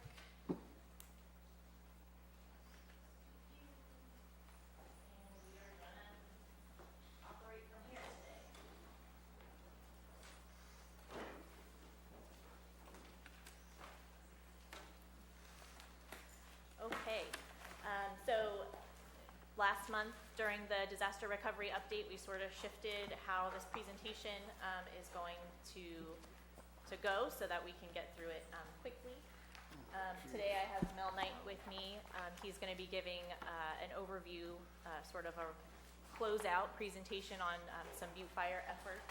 I'd also like to quickly introduce Patty Tran and Elise Arata from Cal OES here today. All right. So today we're going to cover same disasters. Luckily we haven't had another one. Butte Fire, winter storms, and tree mortality. So as we go through this presentation, I'd like to just draw your attention to the bolded items. Those are the things that have changed between last month and this month. With the PW 78, that's the green tree removal project. Those are trees that didn't make it through like the arborists perhaps thought they would. We're still waiting for FEMA to approve that reversion request, but we are working on the contracts that are required to then proceed with the work once we get that FEMA approval. With PW 88 roads, we filed our CEQA NOE on May 10th, and the waiting period expires this coming Friday, which means that we get to put shovels in the ground on that one. So we're pretty excited about that in the Office of Emergency Services. We're working with the U.S. Army Corps of Engineers. They've basically granted us an exemption with some conditions because there are some roads out there that may be a little sensitive. So Jeremy's actually in there right now talking to Kathy Norton at the U.S. Army Corps of Engineers, working that out. But we expect within the next couple of weeks we will start seeing construction on those roads. This picture here is of Scott Anderson, who spent a lot of time recently with Jeremy, and they are marking all of the sites for the 95 sites that were identified in this repair. So we have documentation for FEMA that these were the sections of road identified in our project, and we'll be able to then do follow-up documentation when the project is complete. So the FHWA roads, the last time I spoke with you all, this was a piece that we were sort of getting to learn. Unfortunately, Jeremy has worked very closely with Caltrans, and we have successfully submitted the first 5 packages for the Butte Fire federal highway roads. This is a slightly different process than working with Cal OES and FEMA, and so we'll be able to submit the rest of the packages for the Butte Fire FHWA roads within the next 10 days. This then starts another time allotment for us to continue the work on these projects. Let's see, I'm gonna let Mel talk about PW99 ash removal, but we're gonna skip that one for now. Last time when I told you we had some FMAG HMGP grants that we received at the end of March, beginning of April, we did site visits with Public Works and OES to those locations. They were for watershed projects, and it appears that the environment has restored itself and is no longer in need of intervention. This is a picture from one of the locations, and Mother Nature has gone and corrected itself. So we don't need to worry about intervention on those sites. With that, I'm going to hand it over to Mel Knight to review Butte Fire. Thank you. Mel Knight, it's been my pleasure the last 2.5 years to have been a Butte Fire Community Liaison. Like your interim Public Works Director, I had actually come over on what I thought was a short-term project that has become a much longer adventure, and I'll be relating a bit of that. I promised Michelle I'll try to keep this to 15 minutes or less. And what I want to do, though, is provide a big context, the big picture. This is an extraordinary project, a $100 million project that's occurred over a matter of 2.5 years. And while the culminating activity has been the insurance invoicing, which we've talked about lately, I want to at least remind some of the entire project and its scope. And with that, I want to give you first a little bit of the background, history and background. As most of you know, the date of the fire back in September of 2015. The size, 70,000 acres, 900 structures, 550 homes destroyed, fatalities, required a multi-agency response, including incident command implementation. This, again, a very extraordinary activity. Outline of the fire, and you'll notice the area, by the way, of Mountain Ranch, which was a site of some pretty heroic community efforts to have that area that was spared some of the activity. A reminder of how close this was to the building we're currently sitting in. This was actually a motion picture that I wasn't, with my limited IT abilities, unable to get moving, but it actually showed how fast this fire moved up a hill and actually caught fire apparatus on fire. So this was something that was extremely perilous. Again, the activity was extraordinary. With all those properties, you ended up generating 500 million pounds of potentially hazardous debris and waste. 20% of the waste were found to have asbestos, for instance. So it was one that this wasn't just a ash that could be taken to your landfill, but it's something that required some pretty extraordinary efforts. So it did create a concern for public health and environment. We had lots and lots of folks involved in this. Involved using Cal OES's system as well as other mutual aid assistance through the environmental health directors and other groups that were doing this work. They went in and did various documentations and site assessments and ended up doing 723 property inspections in just the first 13 days once the fire was out. The transition to recovery was a pretty extraordinary activity. What we now find, for instance, is the Cal Recycle program that actually put the dollars forward to allow for this cleanup was actually not even a program at that time. It was a project. They only, as I understand it, this past few weeks, received approval through the state budget to make this into a program because it is now pretty well known that wildfires in California are a way of life. They aren't an extraordinary event. So it's one that Cal Recycle will be working on this now as not just ad hoc projects, but as real programs and be able to benefit from lessons learned. Critical debris issues that came up. As I mentioned, 500 million pounds of waste was generated on this. So what do you do with this? You end up with all these different types of waste. Rock Creek would have been filled in days, so you can't just take this stuff to your local landfill for a number of reasons. So you've got to work out very quickly how it's going to be collected, stored, disposed, and transportation, which accounts for one of the reasons why it's such a costly program. They had to bring in 300 crew members, some from the community, but many from outside the community, who had to be trained, housed, fed, all these things for very extended periods of time to deal with these properties. And some of the worst weather on some of what you well understand are some of the worst roads and access issues. So it was, again, pretty elaborate activity for this. They had to come up with project descriptions, health and safety plans, come up with goals. How clean is clean? How much do you clean these properties? Do you just try to clean them up to just the bare areas? Do you try to then, do you have to sample the stuff to make sure that what you've cleaned up is enough? What criteria to use for safety if there turns out to be some asbestos, if there turns out to be some naturally occurring asbestos in the area? How do you distinguish those? You have to take background samples. All kinds of issues that led to a pretty elaborate six-step program. Six-step program, they sent in a crew to do household hazardous waste collection. People had all sorts of things in garages and in their homes, pesticides, other sorts of things that could not and should not go to human exposures. Had to check for asbestos, not just in the soils, but actually in the air. Had to do air sampling because much of this would be made airborne through activities. Documentation, brought in contractors to end up where you have to document every step of this thing for a number of reasons, for reimbursement, for liability, for other reasons. Again, a very, very elaborate and costly activity. Ash and debris cleanup, we ended up trying to, again, take the ash, which was potentially contaminated and actually found to be contaminated in many instances, to a special landfill, forward landfill. Had to end up where hazard trees, and that was a separate program. Well, actually, this hazard tree removal related to trees that were a hazard to the cleanup operations, and so they had to do much of that activity.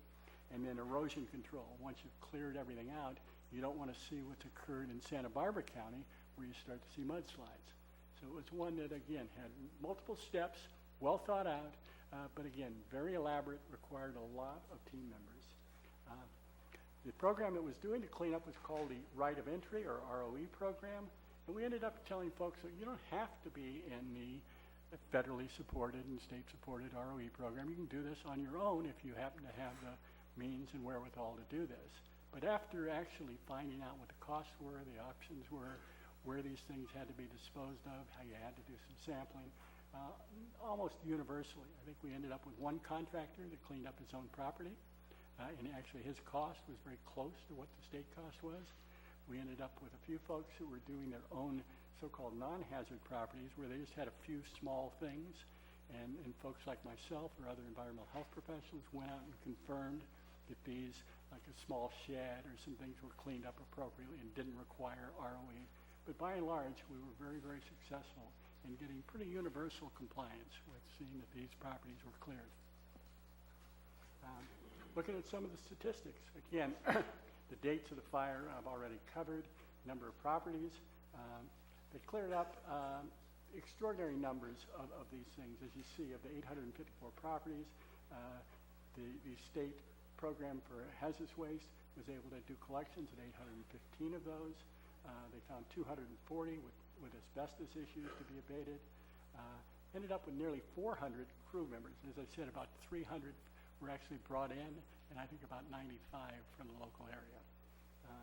Ended up with the trucks transporting material, a large number. This became an issue for the roads, by the way. Not the only issue for the roads, though, with all the other utilities and other folks doing work, loggers and others. Ended up with actually 235,000 tons of debris hauled, which amounts to 500 million pounds. The cost to Cal OES alone, documented cost, in excess of $100 million. So again, quite a tab. We talked about the landfill, or you had a discussion of landfills earlier today. They tried to do all they could as Cal Recycle to appropriately reuse, reduce, and end up where the waste doesn't go to landfills. And he ended up with ash going to forward landfill because that was unavoidable because the soil is what contaminates soils. Very, very small amount, as you can see there, of soil went to Rock Creek after being sampled and certified as not having asbestos and other issues. They took concrete and actually broke this up, took it to a place, it was broken up, and actually will be used as road base. Steel was taken to two places where actually that would, again, be recycled and used. So we ended up with a lot of use there. I've got a couple pictures here of typical debris sites.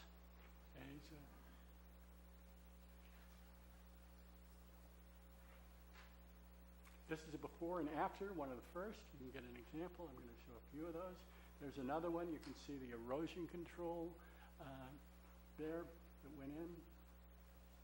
Here's one, and here's after. Very different look, as you can see. They very much cleaned the properties and cleared the burn footprint to the extent that, in fact, at times there was issues of over-excavation because they ended up where, to be certain that they'd gotten all the contamination, they did very significant activities. The most recent activity that I was engaged in, and your new OES person, Jeremy Dinbo, was involved in, was the duplication of benefit. The county ended up being sort of, for lack of a better word, stuck with a responsibility that no one would have liked to have done, and that is to bill disaster victims for any duplication of benefit they may receive of insurance benefit. That was part of what was signed on the right of entry program. It's appropriate and just, but it's a very difficult thing to engage in. Ended up where we had contracted with Tetra Tech and ended up resolving 85% of property obligations and actually recovered more than $7 million, which will go to the state and federal government, not to Calaveras County. By all accounts, a very successful model, but we learned a lot of lessons along the way. As I talk about lessons learned, this easily, you can see how this is exactly what Instant Command and emergency services is about. You overwhelm local resources, you go to regional resources, then to state to federal. It builds out like that, and this is a perfect example. We ended up with team activities that actually addressed this. The recovery would have taken years or never fully occurred without this ROE program. I can assure you, and you all know, that there would have been many, many properties up there that just didn't have the means and wherewithal to deal with the massive accumulation of waste, which would have been run down the hills and would have been very, very problematic. You may or may not have been trying to deal with it in code enforcement and other very costly, troublesome issues that would have taken long, long periods of time and much more energy. It was important local agency leadership. All disasters are local disasters. So you do end up where the instant command was done locally. You end up with Jason Baetzer, who was your EMA administrator as one of the initial instant commanders for the recovery. I, for a very brief time, served as interim EMA administrator when Jason had moved along. And it ends up that this is where, as you well know, between your board, your now growing Office of Emergency Services talent pool, you're going to find that this is where these things will be solved with the assistance, appropriately so, of our colleagues in State Emergency Services and FEMA. But again, it all starts locally. I want to thank, as I mentioned, my personal adventure. I ended up where I'd gotten a call as a retiree to come and give some assistance here back in October of 2015, assuming I would have about a 6 to 8 week assignment here. As we saw, that the cleanup took about 9 or 10 months. Then the follow-up to the cleanup took another several months. I'd had a little stint there as interim EMA director. We ended up with a lot of interesting activities. Then they said, we need to do this insurance billing. I said, I know nothing about insurance billing. They said, well, no one here knows anything about insurance billing because we don't do that, but we'll get a contractor to do that. We just need oversight. And that's where I had been involved for the last several months, and again, productively, I hope. You've ended up, I've got nothing but thanks for this adventure. As I was saying to many of you, you never stop learning. I did not have the appreciation I now have for the strength and resilience and resourcefulness you find in local small government, and it's one that you find in small counties just tend to rise to the occasion as they need to. This has been a wonderful experience for me. I feel very, very optimistic about your future you're in good hands. You've now brought on a talented staff. I had the opportunity to work very closely with Jeremy for many months. He's highly knowledgeable, skilled, and a great team member. Michelle comes to you with a lot of experience, as you well know. And so with that, I can sort of leave, this being my last day. I can move on knowing that you folks are in good hands. And I just want to thank you for all the support and all the help I've received over the last 2.5 years. Thank you very much. Thanks, Mel. We anticipate that this, do you have a comment? Yeah, I think the board wants to say a few things to Mel.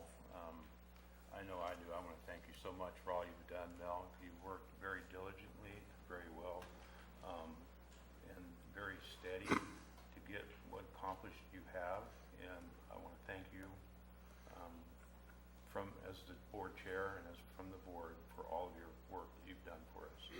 And we will certainly be missing you around here in the hallway all the time, passing by, saying hi or having a conversation about what you're doing. So thank you very much. And I think a couple other board members that have worked with you also have some things to say. Supervisor Garman. Thank you. Mel, I want to thank you also personally for really putting this down. Remember, this is a Hotel Calaveras. You could check in, but you can never leave. So thanks for all the work that you did. And I especially want to thank you as a retiree coming back and helping out a small county, coming from a large county, and for reaching out to a new supervisor who really did not like this program at all, but explained to him why we had to do it and that you don't get to take your toys and just go home. This is the duty we had to our county, an agreement that was made by the previous board that we had to carry through. And I think it worked out well in the end. And I want to thank you for your patience. And I want to thank you for your calm demeanor. And I think your career in public health and environmental health certainly paid off in helping all of us learn about this job. I think we got to pioneer some new stuff. And I just want to personally thank you very much for all you've given to this county. Thank you, Mel. Supervisor Oliveira. Yeah, thank you, Mr. Chair. Mel, we came through this together, and I know I've learned a lot, and I'm sure that you're part of that education process. You're one of the finest people to work with, and if you'll recall, and those folks that were here during that time, those were very trying and very frustrating times. But you were kind of the guiding light. You never got excited. You got things done. You didn't say it's an overwhelming task. You took it like one piece at a time, and it worked out very well. I want to personally thank you. That's the good news. The bad news is don't change your cell number. Don't change your email, and we know where you live. So the next time it happens, we're going to be knocking. Good job, Mel. Hopefully we'll refer him to another county. It won't happen to us. Yeah, we'll give you a little recommendation. Supervisor Mills. It will be a conditional letter of recommendation, right? Mel, I'd like to personally thank you for the hours that you spent talking with us when we needed to have questions answered, for your level of expertise that is very unique to the kind of business at hand, and again, for your calm demeanor through all of this, and the ability to tangle with things that you had no idea what you're up against. But you went through it and provided that steady, stable framework which everybody else could rally around. And I don't see us as having been successful in what we've done to this point without you. So again, we're very much appreciative of your willingness to step in at a very difficult time and help carry us through this. Thank you. Yeah, I'd like to just regurgitate what was just said. I'm amazed at your demeanor. You've never panicked. You've never been in panic mode. So Rich really kept us from panicking. So I really appreciate that a lot. And I like, too, as a new board member coming on, how gracious you were to us. So I really appreciate it. Thank you. And it can now be revealed, since you are leaving, that in Mel's close circle of friends and family, if you said Mel, most of them would not know who you were talking about. He is known as Sonny through most close friends and his family. So he goes by Sonny, and Sonny, thank you again so much. So.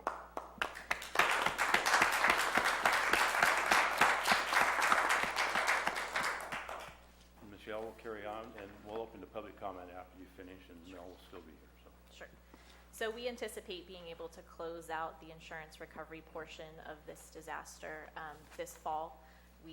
There's just a few things still kind of trickling in, getting wrapped up, so we're in good shape as far as that's concerned. So turning our attention to winter storms, again, please note the bolded items. It's a little hard to see up here. But the Blagan Bridge project, we filed our CEQA notice of exemption on May 25th, and so that's a 35-day waiting period, so June 30th-ish. That will be fulfilled. We do have to work with the U.S. Army Corps of Engineers in order to do the construction work in this project. We have to build a dam on either side of the culvert in order to dewater the area, and then we'll go ahead and do the fix. So that requires a permit, since we'll actually be in the waterway. So we need to get a permit for that. So it will take a little bit more effort than it has for some of the other projects that we were able to get an exemption on. We did explore utilizing internal resources to complete the hydrology and hydraulic studies, as well as the engineering reports, and for time and cost effectiveness, we will be issuing RFPs for those two services, and I'm working with admin right now on those RFPs, and they should be issued in the next 10 days or so. And then this one will, again, we did explore using internal resources for this particular project, but because of the complexity of the mitigation efforts with the cement head walls and wing walls and such, we will be putting this out to bid to get the construction done on this particular project. Gwen Mine Road, we're in the middle of putting our CEQA NOE together for that.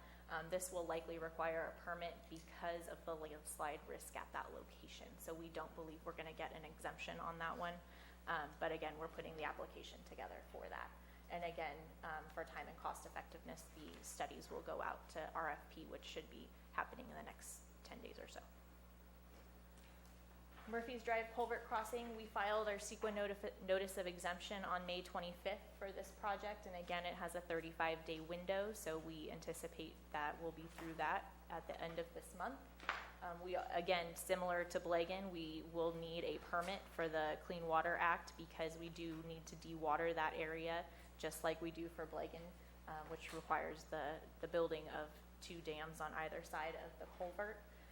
And again, the complexity of this particular project requires that we put it out to bid to do the actual construction. We don't have the internal resources to complete that part of the project.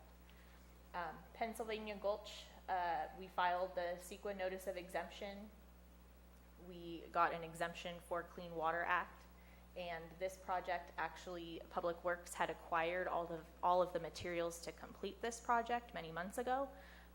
So now we have the staff ready to go, we have the stuff ready to go, and we're just waiting for, to clear our CEQA notice of exemption on this one.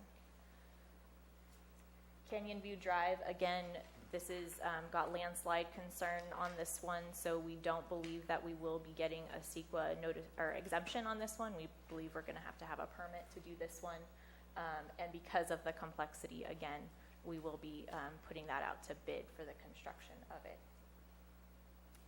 Hover Road, so Jeremy and Scott Anderson from Public Works have been going out and doing site visits to a lot of these locations to take pictures and such in order so that we can document what's going on out there. We will need a Clean Waters Act permit for this one because we actually have to get into the waterway.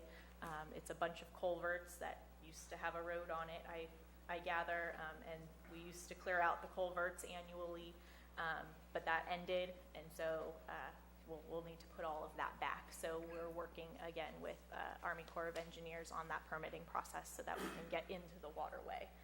And we do realize that the water slows down a lot this time of year and through the summer. So hopefully we'll be able to get out there and do some work on that. But again, the construction for this project, depending on what the hydrology and hydraulics reports and engineering studies say, we may be able to do it in-house, or we may have to put it out to bid, but we're waiting for the results of those two studies. CSA 4, I was corrected, and this is called Diamond 20. Is that correct? I referred to it erroneously as Diamond XX all the time.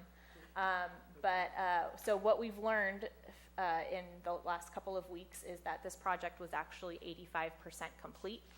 It had been completed previously, and so we just have a little bit left to do on this project, and this entails the black boxes on the screen, basically just putting the shoulder back on the road. So we were able to retroactively get an exemption for Clean Water Act because we're not actually doing any sort of culvert or water type work in this project. Our CEQA NOE was filed retroactively on May 30th. So once we clear our CEQA NOE period, we should be able to go out and just put the shoulders back on the road and fix that one up. Again, Federal Highway Administration roads, we've got a good handle on this process now. It will go through the same process as the Butte Fire FHWA roads, where we submit the initial RFA PE packet for the preliminary engineering. Once that gets issued, then we go and we do the next packet, which is then for construction. So this is just a step process, and it's been going well. So we'll get to these ones. All of the work for these FHWA roads has to go out for RFP or to bid. We can't use internal resources for these. It's part of the policies of FHWA, excuse me. So if you'll notice, this is a status of the tasks that we illustrated at the last meeting where we presented. OES is managing all of the environmental permitting that's required for these projects. We did explore use of internal resources, and in the event we're doing RFPs for the hydrology and hydraulics as well as the engineering studies. Some of the road work we will be able to complete with internal resources. For instance, the Diamond 20 and the Butte Fire roads we'll be able to complete, and some of the other things, the more complex sites, the Canyon Views and the Gwen Mine roads will need to go out to bid because of the complexity. We have worked with Scott Anderson and said that we will need to rent some equipment in order to do these effectively and efficiently, because some of the equipment that we have isn't suitable for the project. And then for some of these, we will have to do archaeological and biological monitoring for these. And again, that will be a service that we can't do internally, so we have to RFP that one out. And we will be recruiting for a department analyst shortly in order to help with the administrative burden of these projects. So with that, I'm going to turn it over to Tad Mason to provide an update on tree mortality. Thank you, Michelle. Good morning.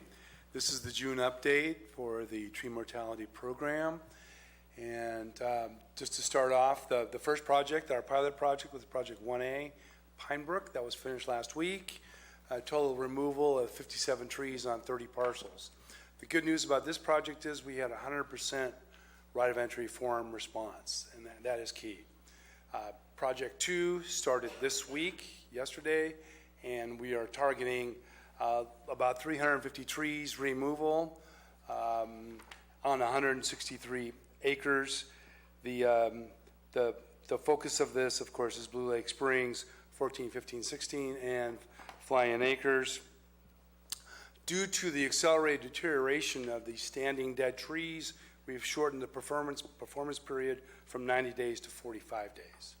That is going to be our procedure going forward, and we think that is the right thing to do considering how quickly these trees are deteriorating. The good news is we continue to get multiple bids from local and regional tree service companies. I think the most distant tree service company was Bay Area, but primarily we're seeing local responses. Nate's Tree Service continues to be the most cost effective. They're based out of Sonora, and that is also the case with Project 3. They were the low price leader on Project 3 that will be, I think will be awarded to them here shortly. So just wrapping up on Project 2, 350 trees over 163 parcels. Project 3, we're looking at about 160 trees on 99 parcels. And then Project 4 on 277 parcels in Big Trees Village, primarily. The data collection should be wrapped up next week, and then we'll put it out for bid. So typically, once the data is collected and we have a tree list, that's when we launch the request for bids.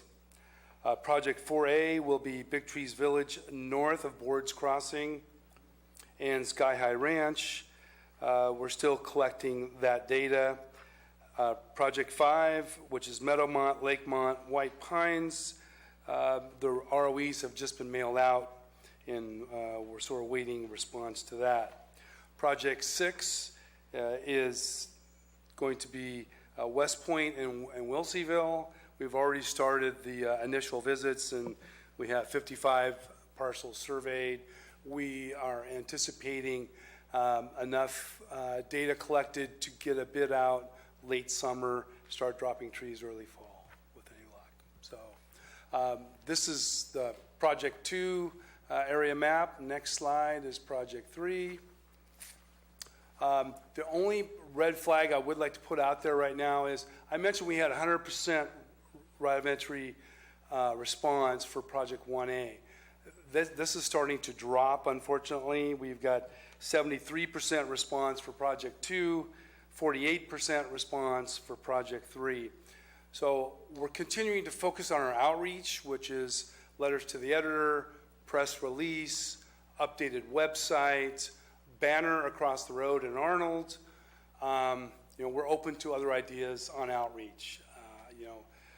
We hate to see this sort of response ramp down from 100%.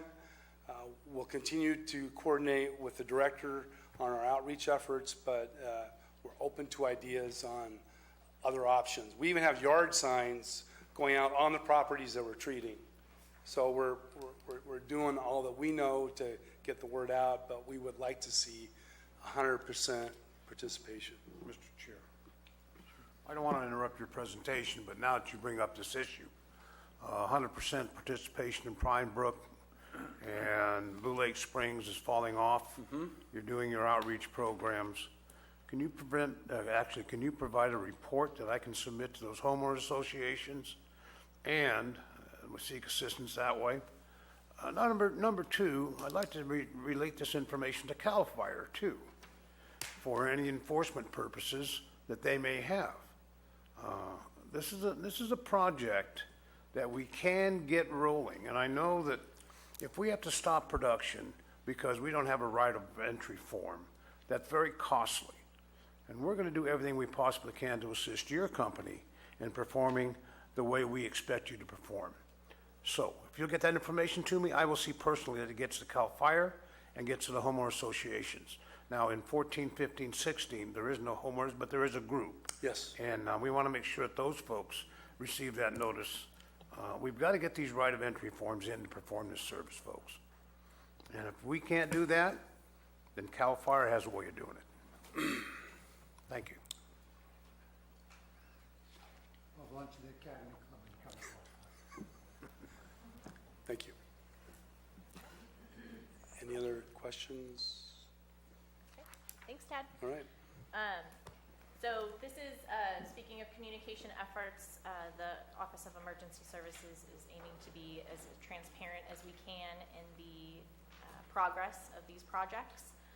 I've fielded many phone calls from residents about these projects and given them status, so I'm happy to take phone calls like that. We also have up on our website what I'm referring to is the status board, and I update it personally at least once a week when something changes on here. So this is just a screenshot, but the address is right there. And we invite people, of course, to come to these meetings or to watch them online or on TV to get an update. Just before I move to the next slide, because it'll be a shameless plug for another project I'm working on, I just want to let you know that everything is going really well with these projects. The relationships that we have built with the state and federal agencies involved are all going well, and we're pushing everything in parallel. So it's sort of, we're pushing it all through at the same time, and whatever comes out the other end first, it's the low-hanging fruit. We're going to push on that one. So everything's going really well, and we're really pleased. So my shameless plug for another initiative that OES does, because we don't just do recovery, we do other things too, is in collaboration with the Sheriff's Office, with Public Health, and with IT, we have launched a new emergency notification program called Calaveras Alert, and we're really encouraging citizens to sign up for this notification system.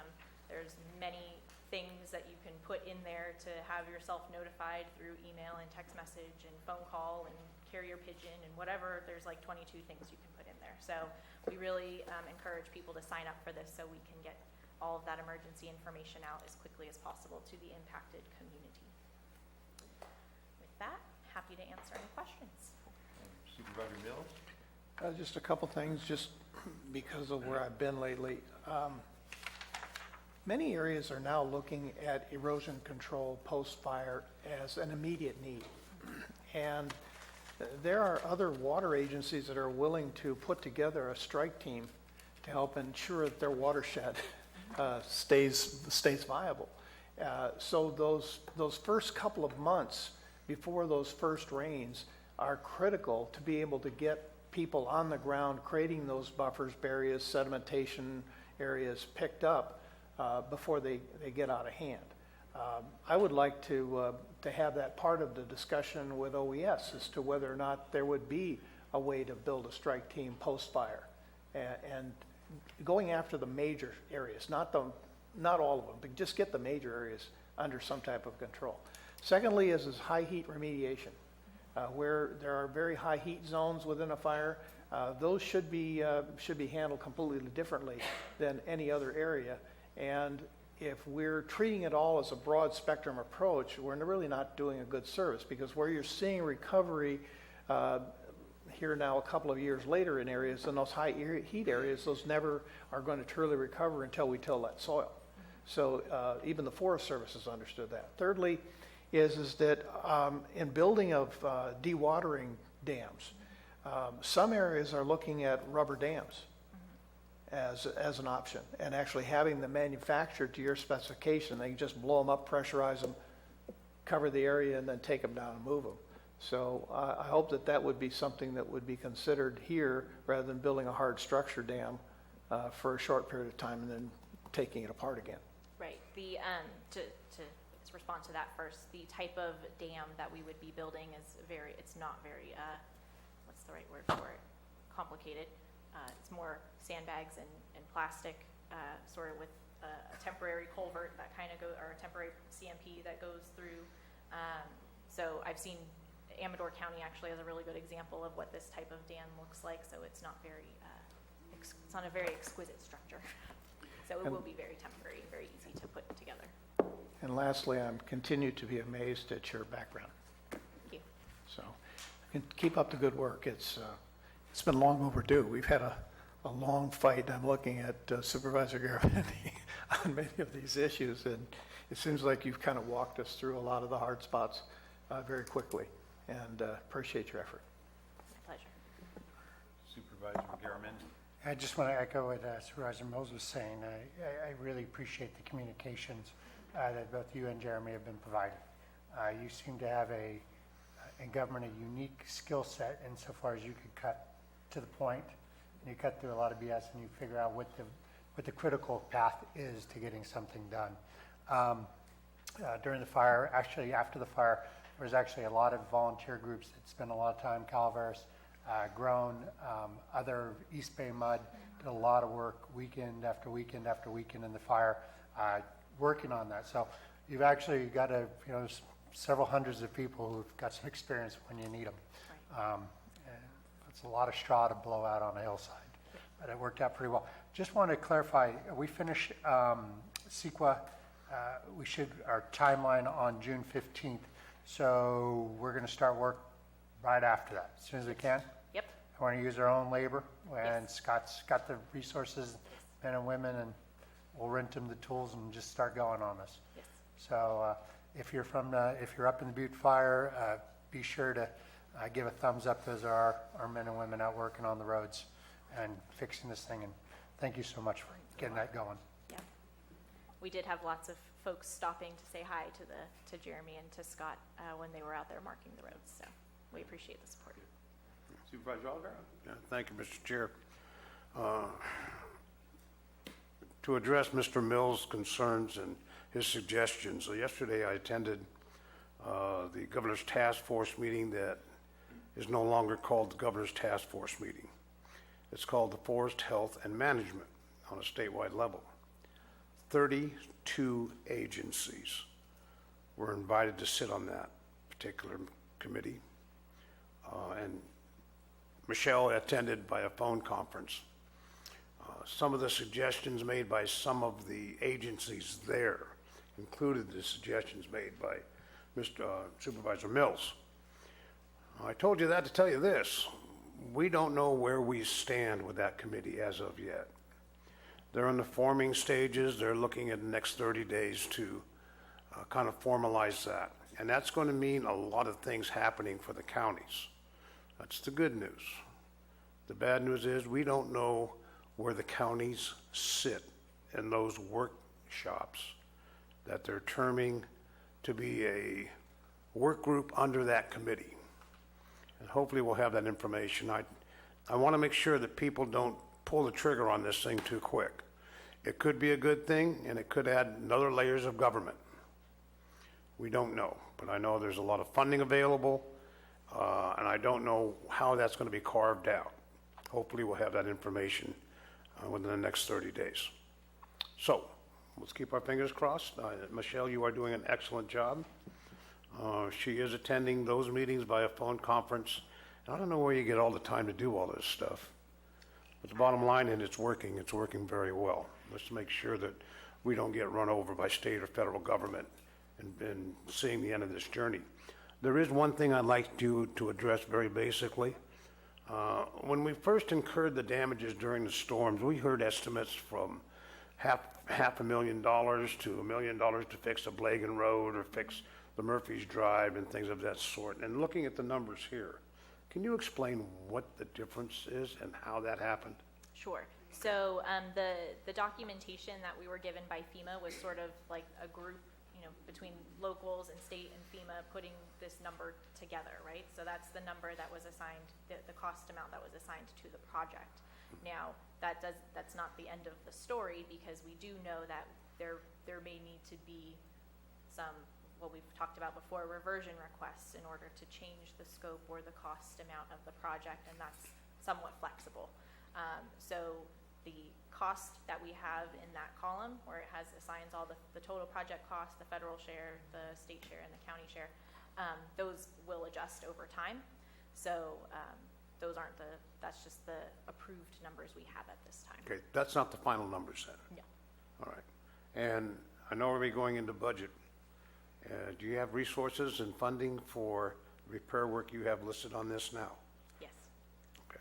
So there's really, it's not a funding issue, it's a resource issue. Yes. Okay, thank you. You're welcome. I just want to thank OES for being here and being great partners and helping us get this thing going, along with FEMA. Thanks so much. And acknowledge. All right, I'm going to open up the public comments at this time. Public comments in this issue. In working with Michelle, I can personally tell you that she has got it going on. This lady works hours after hours, as you guys all know, and have already recognized her. She's an asset that we need to keep. She's a golden child that we need to keep in this county. She is more important than most people I know. She has done everything that, every time I ask for something, she helps me find the way. She has helped us guide, and you are wonderful too. You have done so much for our county, and I cannot tell you what it means to feel a relief, to know that we're moving forward, we're not arguing between each other when it's going to get done, how come it's not done. Now it's done, it's completed, we're moving forward, and we're looking at tomorrow, not yesterday. Thank you, Michelle. My pleasure. Thank you. Other public comments? Hi, I'm Joyce Perondi. And again, I'd like to really say a lot for OES. They've done an excellent job, and I'm really happy you guys brought Michelle on board. She's been excellent in keeping us informed of the status of what's going on, so we takes a little more stress off of us. And also, I noticed that you said about the tree mortality, getting information out to 14, 15, and 16. If you get some information to me, we'll be happy to make sure it gets distributed up in that area. And we'll also put some stuff out on Next Door Neighbor, which a lot of people up there do look at. Thank you.